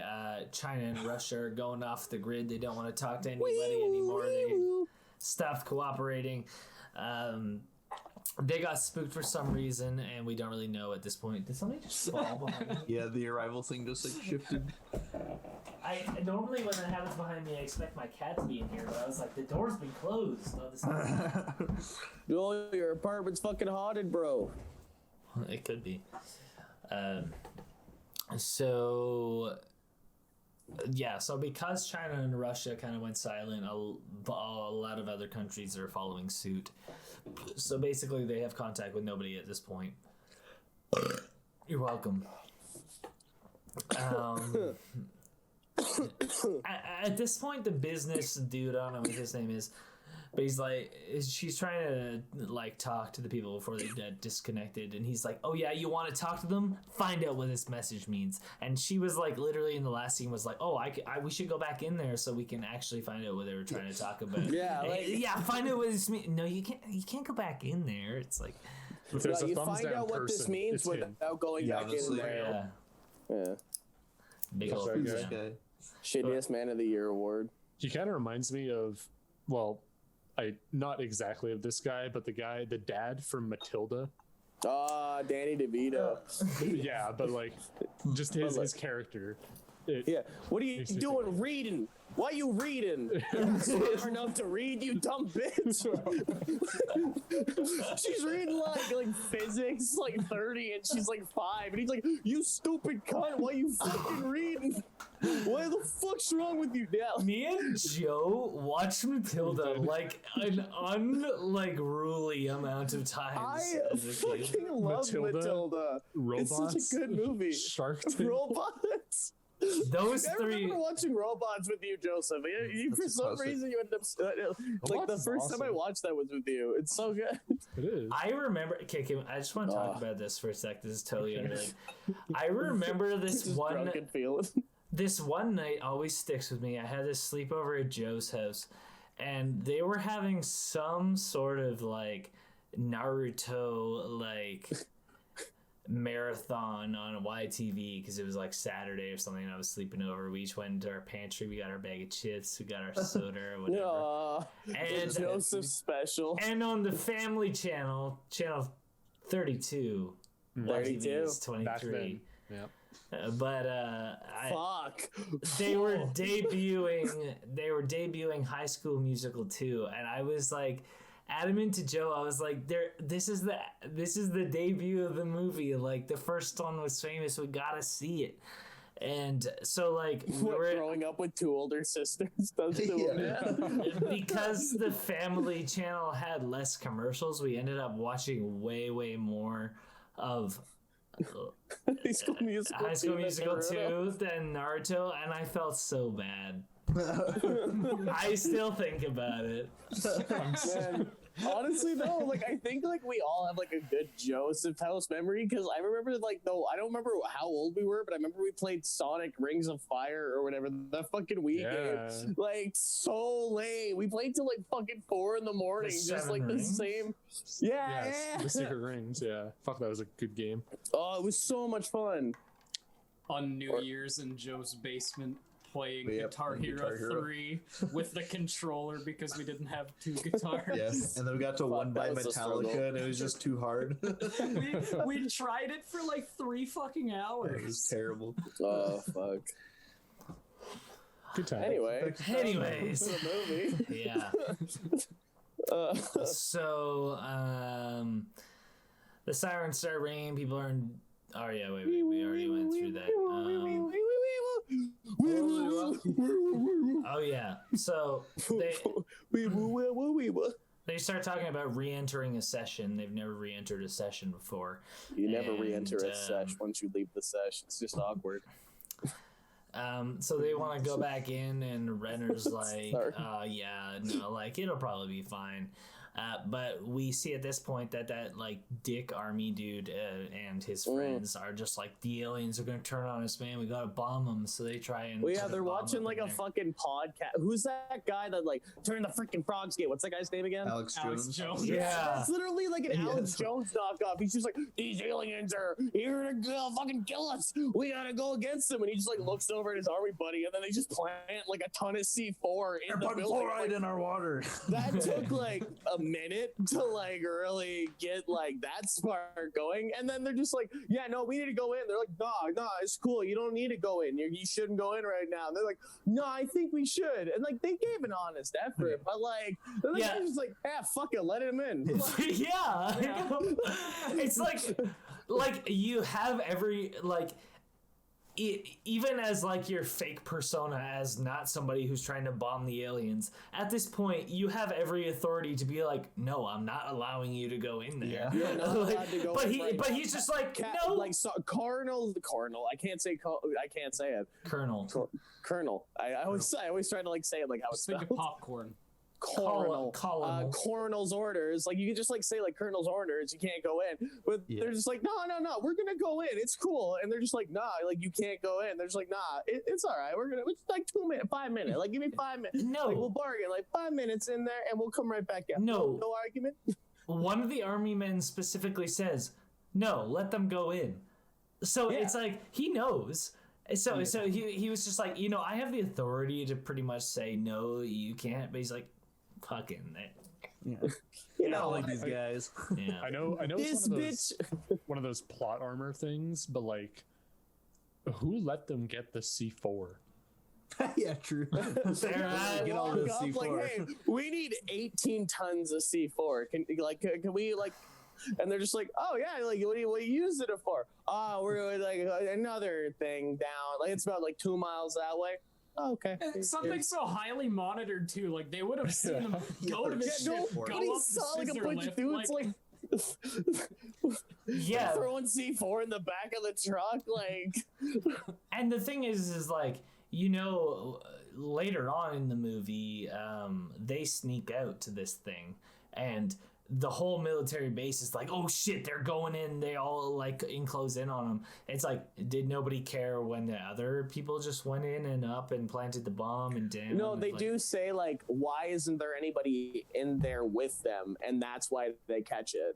Because they're like, oh, why are they by themselves? Okay, send security, something's fucky. Oh, Which, like, I okay, did yeah. kind of like that, because instead of saying, like, why are they in there, they were like, why isn't anybody else with them? So I was Yeah. like, that's a good, I think that's Okay. low-key my thumbs up moment, because it was, like, the one thing that I immediately felt stupid about, and then just went, wait. It is nice when you can kind of feel the director being like, but what if people ask this question? Yeah, like it really answered the one question I had. Like throughout most of the film, I was like, following along. I'm like, yeah, I get it. Like kids dead, aliens do sign language. All right, fuck it, I'm in. And then this was the one part. I'm like, wait, like what? Is he gonna just be like, why are they in there? And he's like, wait, why isn't anybody else with them? I'm like, all right, you earned my respect. We're good. You've I'm in. won me over. You cheeky bastard. I was on the fence, but god damn it, he just gave me a solid push. And like, Okay, so they're going up in this thing, and they're trying to ask the aliens what they really want. They're saying, are you offering something? And the aliens respond with, give technology now. And the security starts coming in on all their trucks with all their guns and all this stuff. And inside we see, I don't know if it's Abbott or Costello, but they like knock on the glass like we haven't seen them do before. And you get the sense that they're like trying to almost like point at like, look at the bomb, it's right behind you. And Luis is like, oh, I think they want me to write on the barrier. And I think they want me to put my hand here. Like, she puts both up and she goes, I can't do it with both hands, and takes Like- one off, and she's like, oh my god, it's working. It's like, how did you know that? because she, Like those Joel, same that's the whole people point of in the ending. church. That's Yeah. like the Start whole singing. thing, right? Yeah. She's kind of just omnipotent. Yeah, no, that is like honestly a word. good word for it. Yes, that's the because word I was looking for. She's Also, She's thumbs your up, background. thumbs up moment when the aliens warn them and then boom, Yeah. shoot them away. yeah. Give him a good old. That's good. Good job. Good job, guys. Thank you. Thanks. They're So always looking out for us, respect. you know. they put on the iPad. Respect. They care so much. Are you offering us something? And Okay, Joel, can you stop using so much product placement? We're not getting fucking sponsored by Apple, okay? they put on the Samsung Galaxy. Galaxy Tab 6. The And I'm Huawei. on my beautiful Google Pixel 4a that you can get at any Telus store. The brandless tablet. My Pixel 5 by Google. My Wait, do you actually have a Pixel 5? Yep. How is the My camera on that? Samsung S20. sunbeams? It's the software that makes it. The camera isn't that great. No. Well, I mean, it's good, but it's the software of Google that makes it. Do you find really you get a good. lot of Yeah. glitches on yours at all? I find with Snapchat, I do. Yeah, Snapchat kind of works like shit on Google Pixels. Everything else is okay, It's though. kind of on Android too. I get the same Yeah. thing where like my camera crashes on Snapchat. and I Same just with get, like, black Instagram screen. stories. I find Instagram stories when I try to take a picture on an Instagram story, it just like because like it has that auto filter thing, right? So it'll just like try to like apply it, like just like make it look nice, and I'm like, dude, it looks like shit. This looks dark as hell. You can't even see me. No, Like, what the fuck? Hey, Noah, what are you doing, buddy? He's taking a hoot. Reading. This is tasty. What What do you you- what you eating? Yeah, what you eating?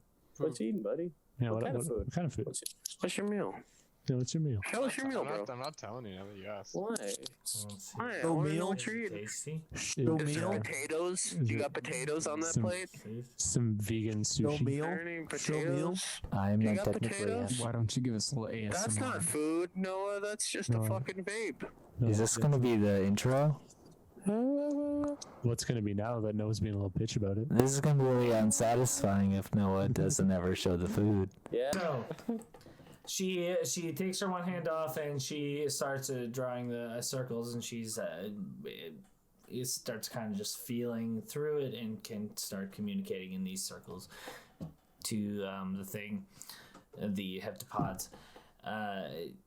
She takes her hand off and they go, and there's a bunch of those tiny little circles. She takes a couple steps back and the cameras can see it, and they hear gunfire down from below, and the gravity starts to shift. The heptapods throw them to the back wall, and they're kind of just like floating in limbo. Heptopods, throw it back.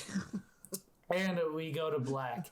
So what kind of happened there is that the bomb is about to explode, and the heptapods kind of save them by throwing them back. And I guess Throw it back. so. The part the part I'm Throw kind it of back. the part I was kind of confused about, and like I think I know the answer, is like the shooting that's coming from the bottom. Is that like the people who planted the bomb versus the people who didn't? Yeah, like it's literally because security, they sent out security when they were like, yo, nobody's there, and then as soon as they got there, I think like what I Yeah, heard, they didn't want them to stop the bomb. Yeah, the guys. Yeah, I the feel guys like they said were just before like- that they were shooting warning shots. They Yeah. said warning shots and I don't know something else, and like no casualties. Oh, okay. Yeah. Yeah, I was super confused about the gunshots. Yeah, no, I don't think they were killing anybody. I think they're just get out of here. So, in the medical bay, they're saying she might have a concussion, and everybody at this point is working on the information that they got up there, that whole big cloud of circles. She thinks that she needs to go back in there because they might have seen this as an attack, and she wants to kind of clear the air about that. But they're like, no, you can't go back in there. They will have seen this as an attack, and that's why you can't go back in, because we're pretty much at war with them now. We just made the first move. And the room starts to shake as they're talking, and everyone goes outside to see the rock lifting from its vertical position to like up and floating above sideways. Or actually, does it do that yet, or is it just No, floating? that happens after she gets sucked up in the little mini rock. Yeah, it just goes higher, right? Yeah, it just goes whoop. Yeah. So Oh, it's so high in the sky. How can we get up there? they Fuck around and never come down. On the news, China has declared war with the aliens. They have delivered them an ultimatum to either leave or they will face destruction. Okay, yeah. So she kind of meets up with Ian at this point, and they're studying all the stuff. They're trying to do as much as they can before they have to evacuate the base. And she keeps having this flashback to her daughter, talking. She comes down the stairs and she's like, "Hey, what's this thing called where like you kind of like make a deal with somebody and like it's good for both people?" And she says like a win-win and like a compromise. And she's like, "No, that's not it." And she's leaving. She's just like, "Oh, well, it's more kind of scientific." And she's like, "Well, if you want scientific, call your father." And it cuts off there, and you kind of think, "Oh, that's kind of cold," but he is a scientist, so.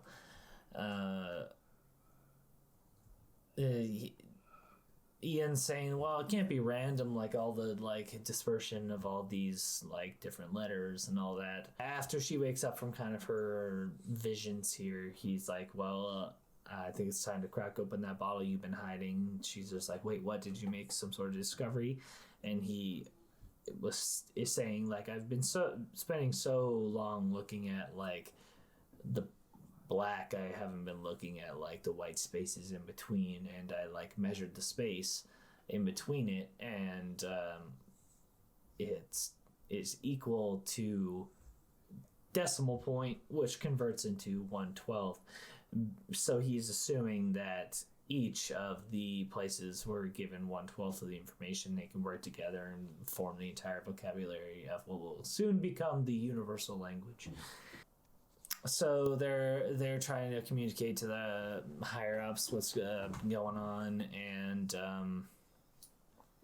we hear that China got this message that says time is no more, many become one,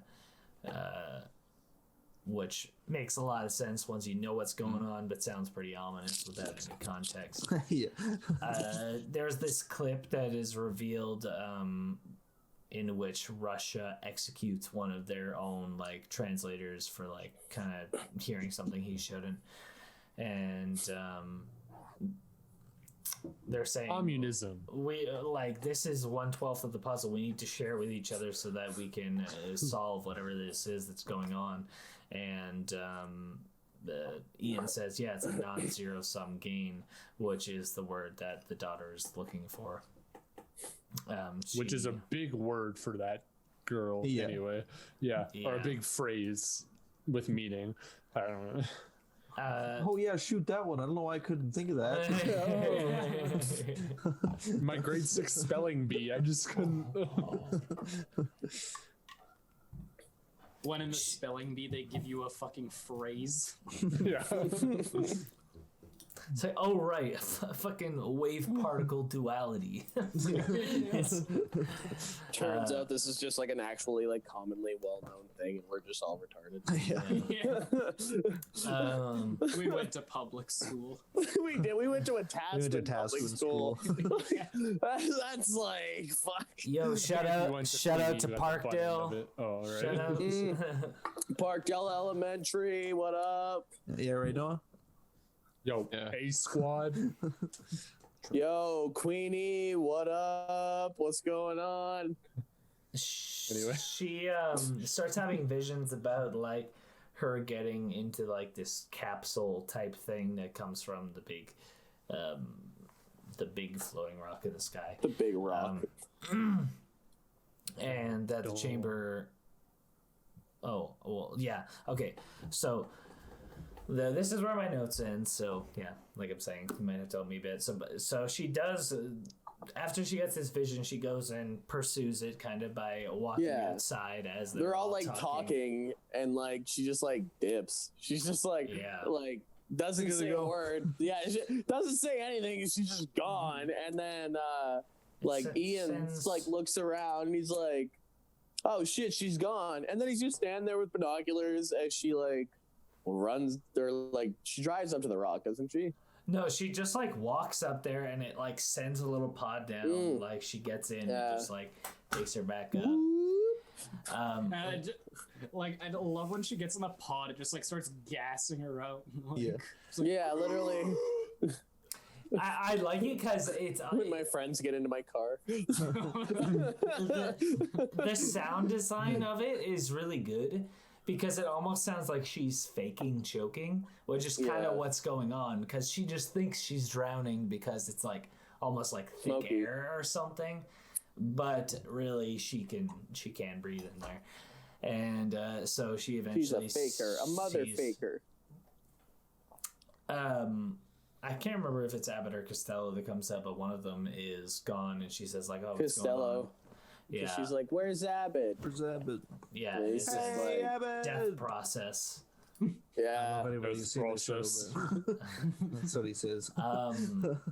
The throughout like a very specific set of words that I won't be able to remember exactly. Basically, it's like they're trying to communicate that they have given this weapon and that this tool is actually the language, but she's also having flashbacks of her daughter at this time, and we get the line of, "I don't understand. Who is this girl?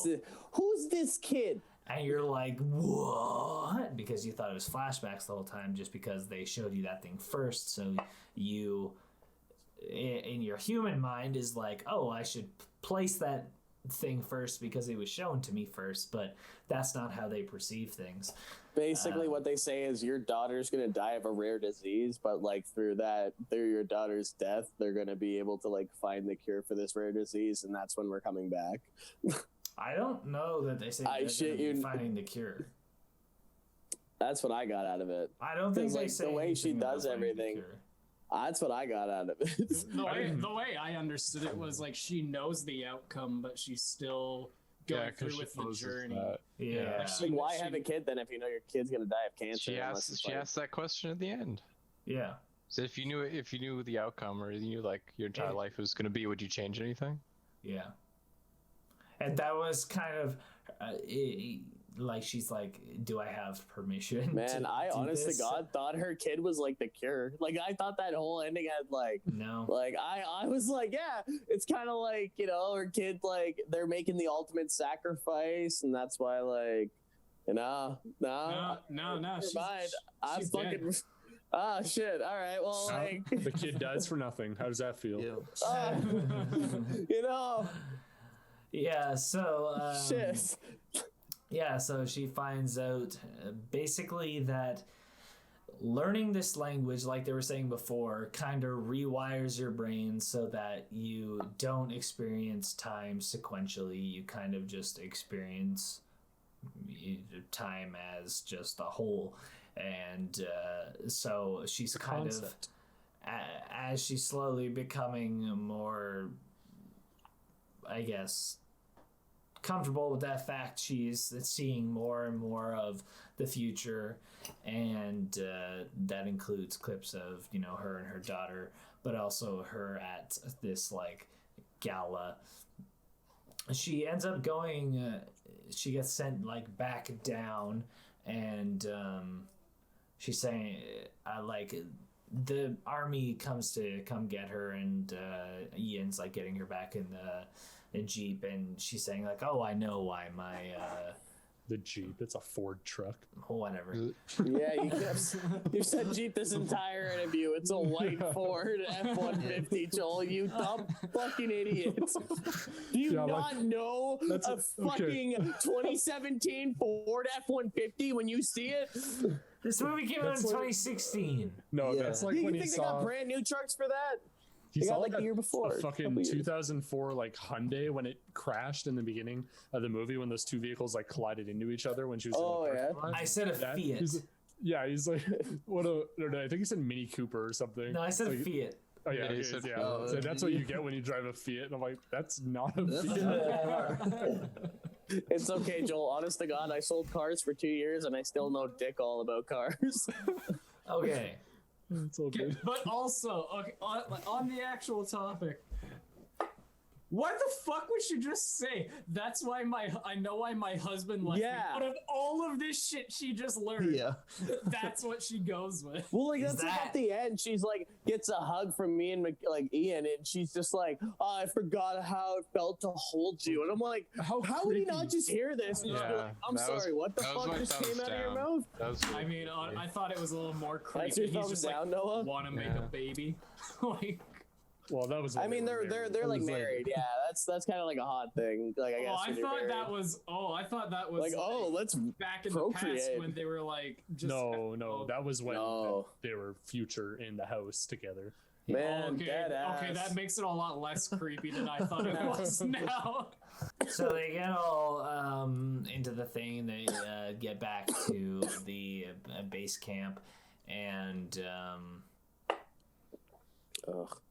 She at has the some vision point- of Mr. Shang, yeah, Or- General. she starts having these visions of He's her just like, yo, thanks for calling me. Here's like my private number.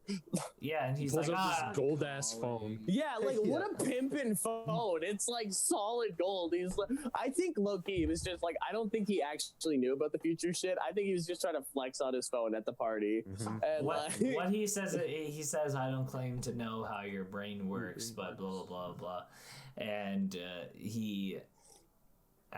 he's like, I'll never forget what you said to me on that day. And she's like, excuse me, what? And he whispers into her ear what she says. I like how she's like, wait, I called you? And it's like, this Oh is yeah, the sorry. future. That was my thumbs Which- down moment. Yeah. Because he just presents his phone with the number and like re-says it to her and stuff. Like Yeah.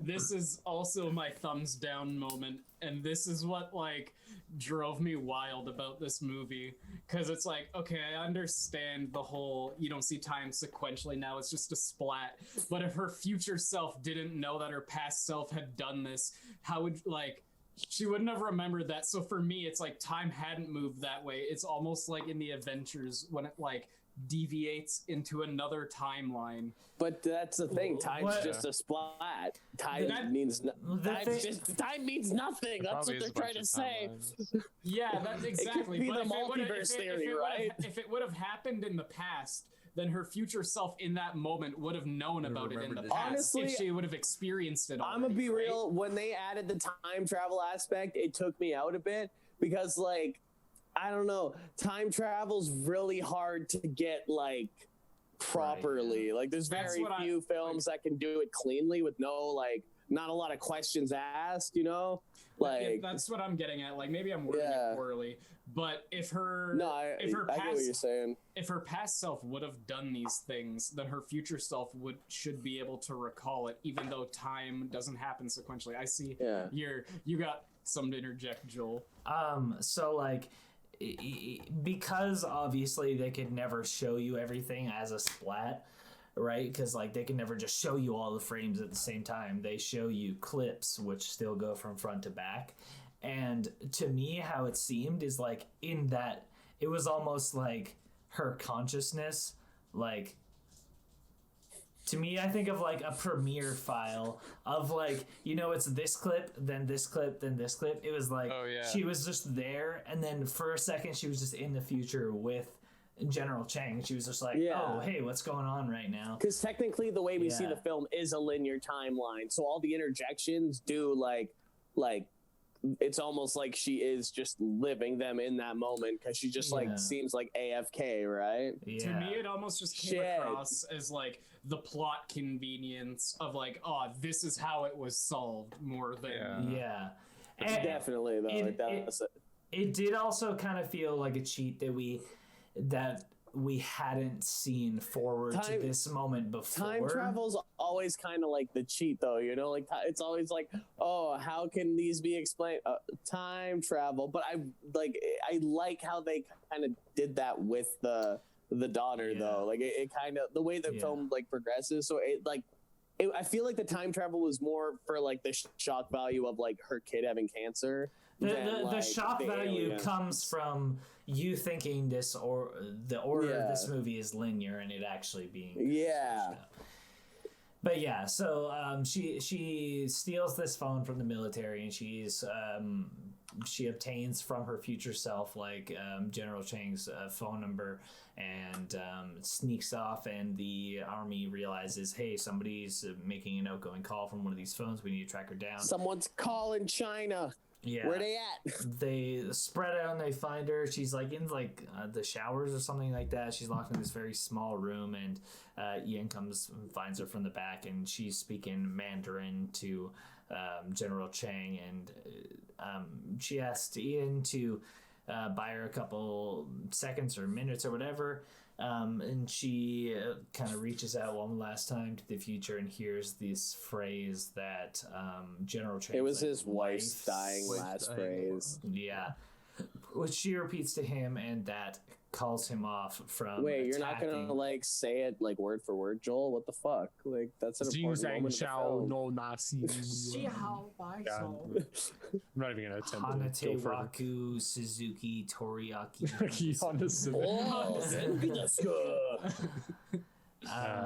Yeah, so How to Be Ninja. What a classic. She convinces him to call off his attack, and I don't remember exactly how this happens, but slowly we move forward through a montage of basically shit happening. Okay, wait. First, I guess they leave the. Okay, sorry. There's a lot that happens at the same time here. I know it kind of goes from like flashbacks that we've already seen, but like also adds like it's basically like the rest of like the future that we've seen throughout the entire film. Yeah. So like it just goes like, oh, they get like married, and then like she has a book, and then like the kid dies of cancer. And then we see her like kind of be like what Joe said before of or somebody said before of just if you could see your life from front to back, would you change it? And he said, oh, maybe I would say more of like what I had on my mind.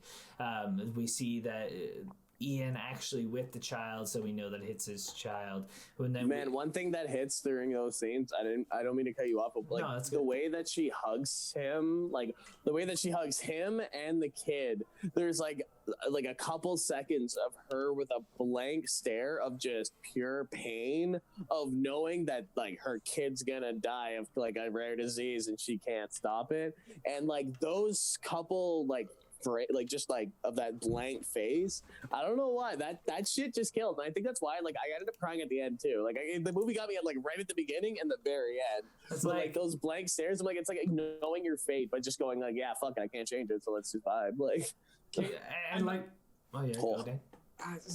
Just another like, I don't know if it's a dumb thing or not, but like.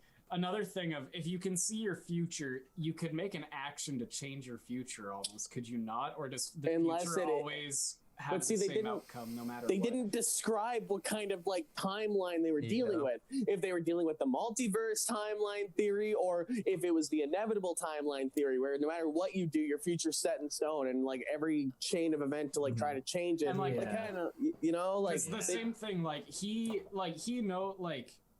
Ian knows her and everything, and it's the whole thing of like in the future she tells him that this kid is gonna end up having the disease, and then he leaves after that. Wouldn't like.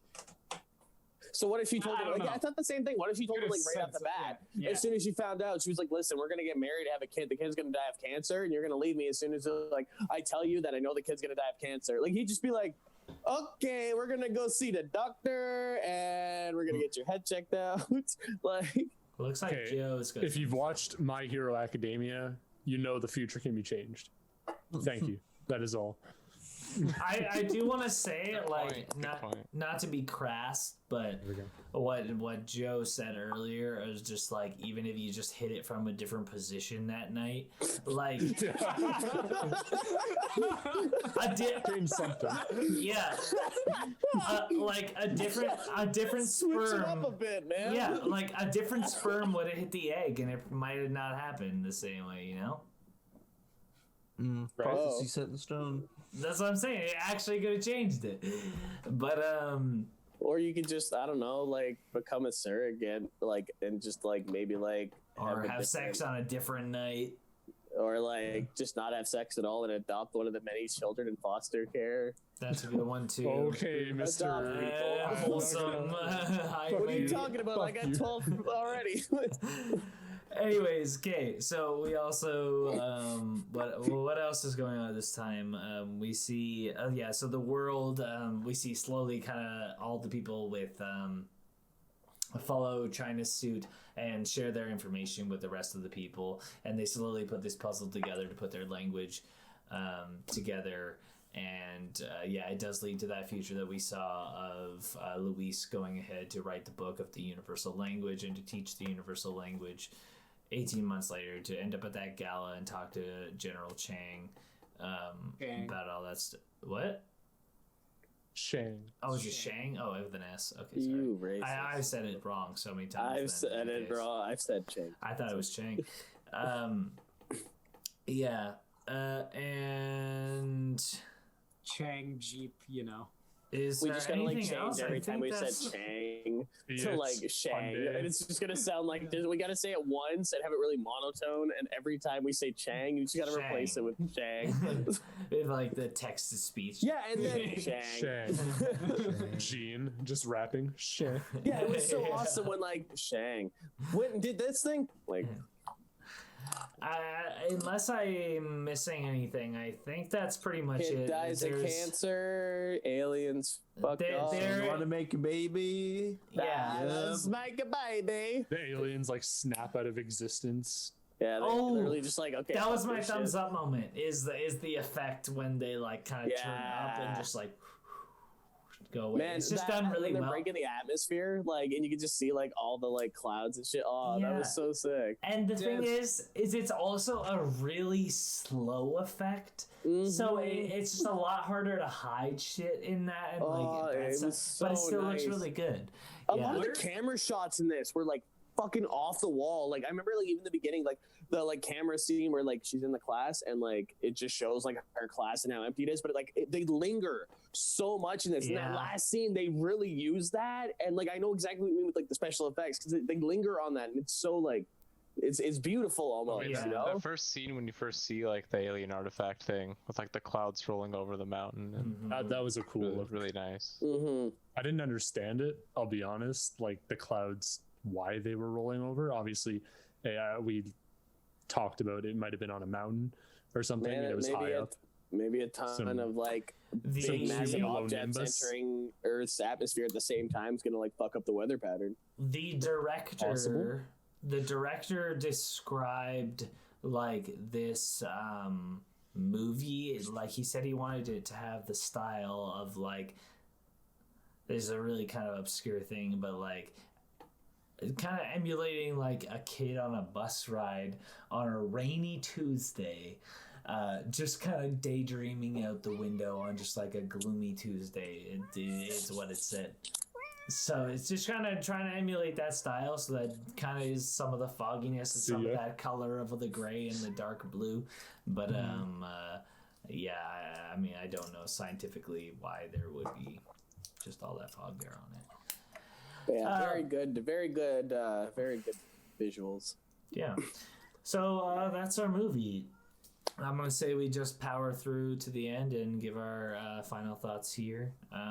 Should we do the thumbs up thing first? Oh yeah, let's Again? do that now. Good. Okay, so now for our what we call the ceremony of thumbs. At this point, we have to either choose to give the movie a thumbs up, meaning that we recommend it to others to watch, or a thumbs down, meaning that you can skip this one and move on to a better movie. So on a count of 3, 2, 1. Ooh, It was alright. Noah, explain yourself. Well, the visuals and everything are really nice. Like as a movie, it's great. But with the whole thing being like, would I recommend it to someone? Not really. It's kind of like, it's kind of cool. Like it's cool, I guess. There's a lot of like the things with the time and the language, and it just reminded me of like a poor man's Interstellar twist with the weird time isn't a linear thing and can be changed and manipulated. And I just finished that, so that was a much better movie. I think Yeah. I'm comparing it a bit too much to that. I think it's I wouldn't recommend it. definitely a movie that's a whole lot better if you watched it exactly once. Yeah. Like, I do really like the concept of it, though. I do like an alien movie that isn't just fully plagued with combat and beasts and showing a lot of stuff. I have seen it more than once, like pretty spread out, but like I think like it can be really picked apart, and it can drag on. It can be kind of pedantic at points, but yeah, I understand. Good word. Really breaking out the vocabulary today. Yeah, so anybody else have any thoughts about the movie? Joe, it was your first time watching the movie, so Yeah, it was my first time, and honestly, I was really close to giving it a thumbs down. I had to decide in that last like 2 seconds what I was gonna do, and honestly, it was a good movie. I enjoyed it, but there was a lot of things that, at least talking through it, we picked apart, and I could definitely say like, yeah, like it's a 2-hour movie, so I don't know if I would necessarily like say, hey guys, let's go watch this movie and really just vibe with it for a minute. yeah, it's Like- not particularly like The way I put it is like, if you haven't seen it, watch it. Like, just give it a watch, because like it's worth at least like one watch. But like, as for like a repeatable watch film, like No. not Yeah. so much. There's a lot of good parts in it that I Yeah. think you should see once, definitely.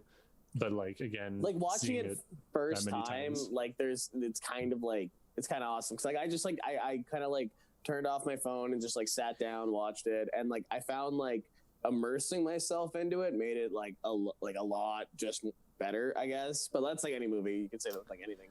But like it was very, I thought it was really well shot, and like just even that alone's worth the view, because like you can tell like the guy behind the camera like knows what they're doing, like knows what he's doing, you know. Yeah, no, like I do think it is really well made, but I think like honestly, if you weren't going into this movie watching it like with a lot of attention, like, Yeah, I really think like if you aren't absorbing like every part of this movie, like it really probably just won't hit how it should. No. Yeah. It was good watching it in theaters though. Yeah, the second watching just made it a bit worse because it's being a little bit more analytical with it. But yeah, like the first watching in the theaters was nice, just going was out good. and Yeah. seeing it, I guess. Miss the theater. Spectacle. All right. Yeah. Well, that was our review. Holy, it felt like a long one, huh? Our thoughts. That was 2.5 What time hours. is That was 2 Oh. hours, 13 minutes of recording at this point. Wow. Nice. Go over. Get Yeah, that I span like top the wheel. movie too, guys. Yeah, Dayne likes the movie. Dayne, I, what'd you Wait. think about the movie? Dayne? Wait, Did you have oh, something you wanted sorry. to add?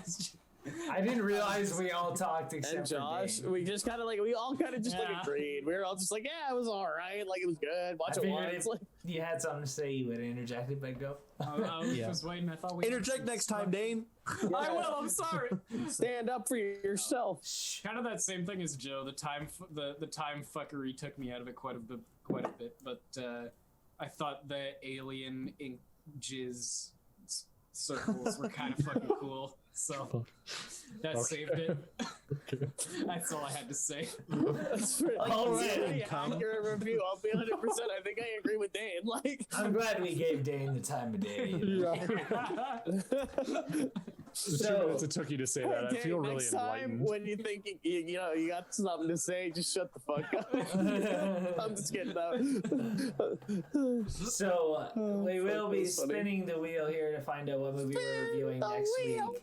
But before that, I will remind you plug-in bitch. to hit that motherfucking like button if you haven't already. hit the subscribe button if you like what we're doing here, and hit the bell button if you want to be notified every time we upload an episode. Hit that like button if you want to see Joe throw it back again. Yeah. Ooh. Holy. Round. We're on Instagram now. We're on Twitter now, not to plug our Joe stuff. shows off his ass too much. You'd be such a whore. God, he's You'd thick. be such a whore. It's just like He would Hey, have an Joel, OnlyFans. during all of this, can you put like the Twitter and the Instagram like ads on Joe's ass during like all of this right it now? pops up at motion Slap it either. And when he slapped, I want him to fly away. Like, probably won't do I that. want him to go into oh, you space. motherfucker! I'm hurt. All right, spin that fucking wheel. Let's get shit to do. It's 10 o'clock. Yeah, honestly. I Okay, let have me shit to play do. this It's here. 10 o'clock or not in the same sentence usually. Yeah. Okay, I'm just gonna go over them one more time real quick. We have The Dark Crystal, that's Josh's movie. 21 and Over, that's Dayne's movie. Pain and Gain, that's Noah's movie. Baby Driver, that's Marcel's movie. Pineapple Express, that's Joe's movie. Island of Dogs, that's my movie, and that's it. Okay, here we go. I'm gonna give it a good old spin.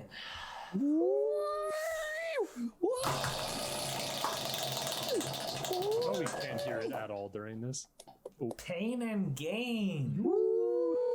That's Noah's movie. I can't wait for SARMs. This man broke out of jail for 1 week. Yeah, for Yeah, literally. Now we're back to Noah's movie again. Yeah, honestly. Okay, Fuck, so man. I'm just gonna All like, coming I'm gonna together. take you to the casino. No, fuck. I'm gonna take you to the casino, give you like $20 and let you hit the tables. Jesus. make him play roulette. Yeah, Noah gets all our money to gamble with. Okay, so You know, I kind empty of out like all our this bank idea. accounts. Yeah. everybody give me your money to gamble. Yeah.